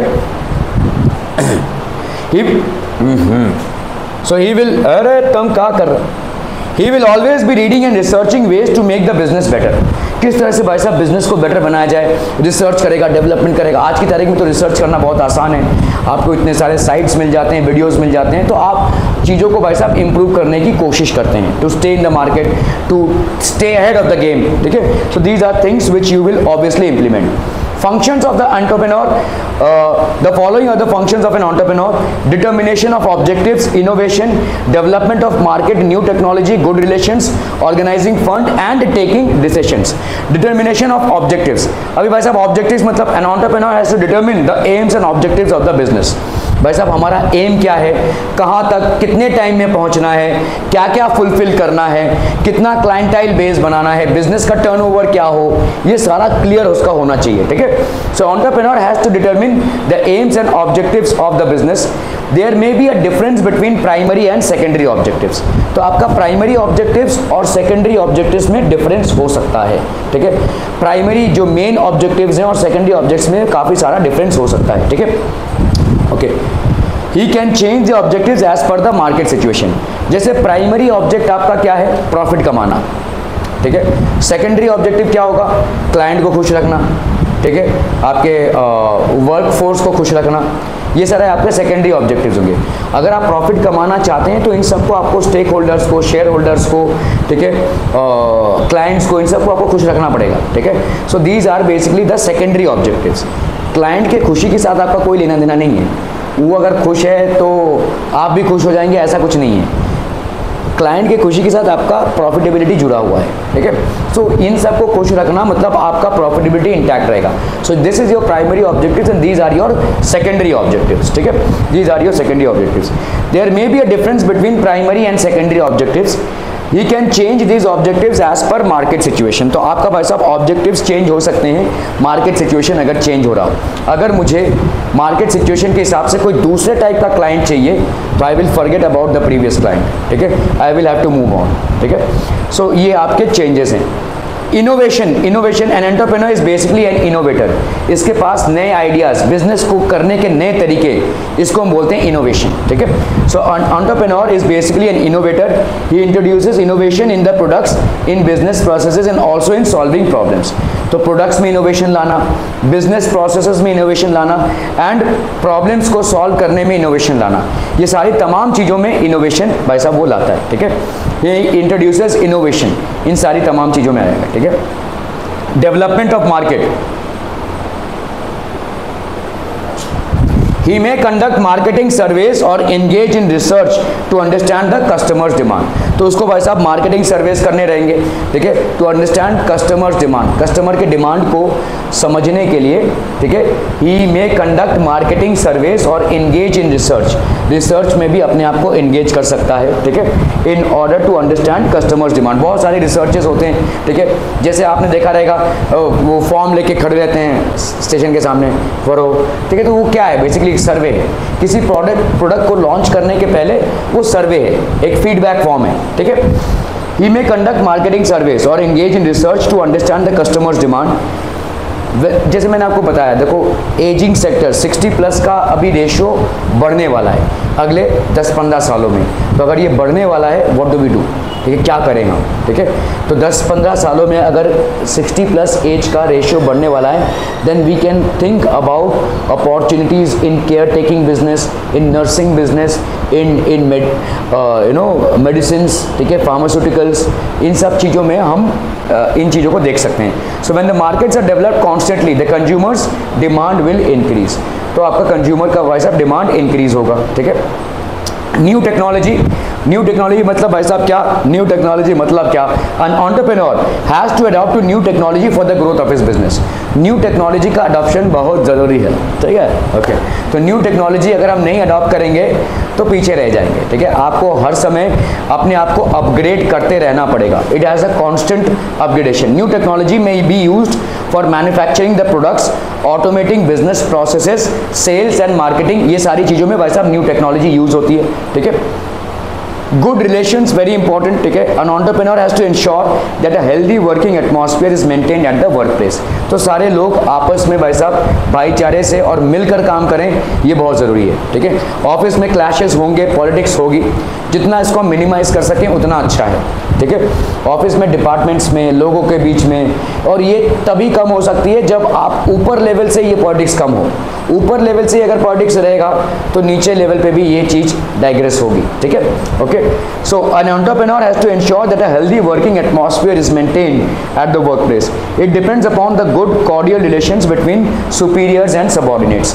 तो आप एक एंटरप्रेन्योर जब ऑफिस में एंटर कर रहा है तो उसका जो बिहेवियर है सिक्योरिटी वॉचमैन के साथ, वो भी बहुत इंपॉर्टेंट है, ठीक है, because it sets up the tone for the behaviour amongst his employees. तो उसके एम्प्लॉइज एक दूसरे के साथ कैसे बिहेव करेंगे, it sets up the tone, ठीक है। ये सारी चीज़ें हैं, ठीक है। So this is very important. It depends upon the good और the cordial relationships that he has between superiors and subordinates. Coordination amongst employees is the key to organisational success. किसी भी सक्सेस के लिए ऑर्गेनाइजेशन के level पे अगर success चाहिए तो it is very important that the employees are coordinated with their efforts amongst them, ठीक है। अगर कोऑर्डिनेशन नहीं रहेगा तो आपका भाई साहब क्रैश हो जाएगा। ये clear people are organizing funds. Entrepreneur has to find out different financial resources to be able to raise adequate funds, ठीक है। He has to maintain good and honest relations with investors for this purpose. तो investors के साथ भाई साहब जो लोग पैसा इन्वेस्ट करते हैं उनके साथ उसका भाई साहब कॉर्डियल रिलेशनशिप होना चाहिए, अच्छा व्यवहार होना चाहिए, ठीक है। Taking decisions, a major part of entrepreneurs work is taking decisions, ठीक है। He has to take timely and correct decisions in order to ensure the success of business. तो डिसीजन मेकिंग जो कैपेसिटी होती है वो बहुत अच्छी होनी चाहिए किसी भी एंटरप्रेन्योर की, ठीक है। तो राइट टाइम पे राइट डिसीजन लेना है, ठीक है। टाइम निकल गया फिर आप डिसीजन ले रहे हो, कोई फ़ायदा नहीं। और डिसीजन इस टाइम पे ले रहे हो कि जिस टाइम पे डिसीजन लेने की कोई ज़रूरत नहीं है, तब भी कोई फ़ायदा नहीं है। तो right time and right decision are very important. जिस टाइम पे जो डिसीजन लेना जाना चाहिए उस टाइम पे वही डिसीजन आपको लेना पड़ेगा, ठीक है। So you should be very apt in taking decisions. Clear. चलिए इसको बाद में कर लेंगे, है ना। Okay sir, thank you.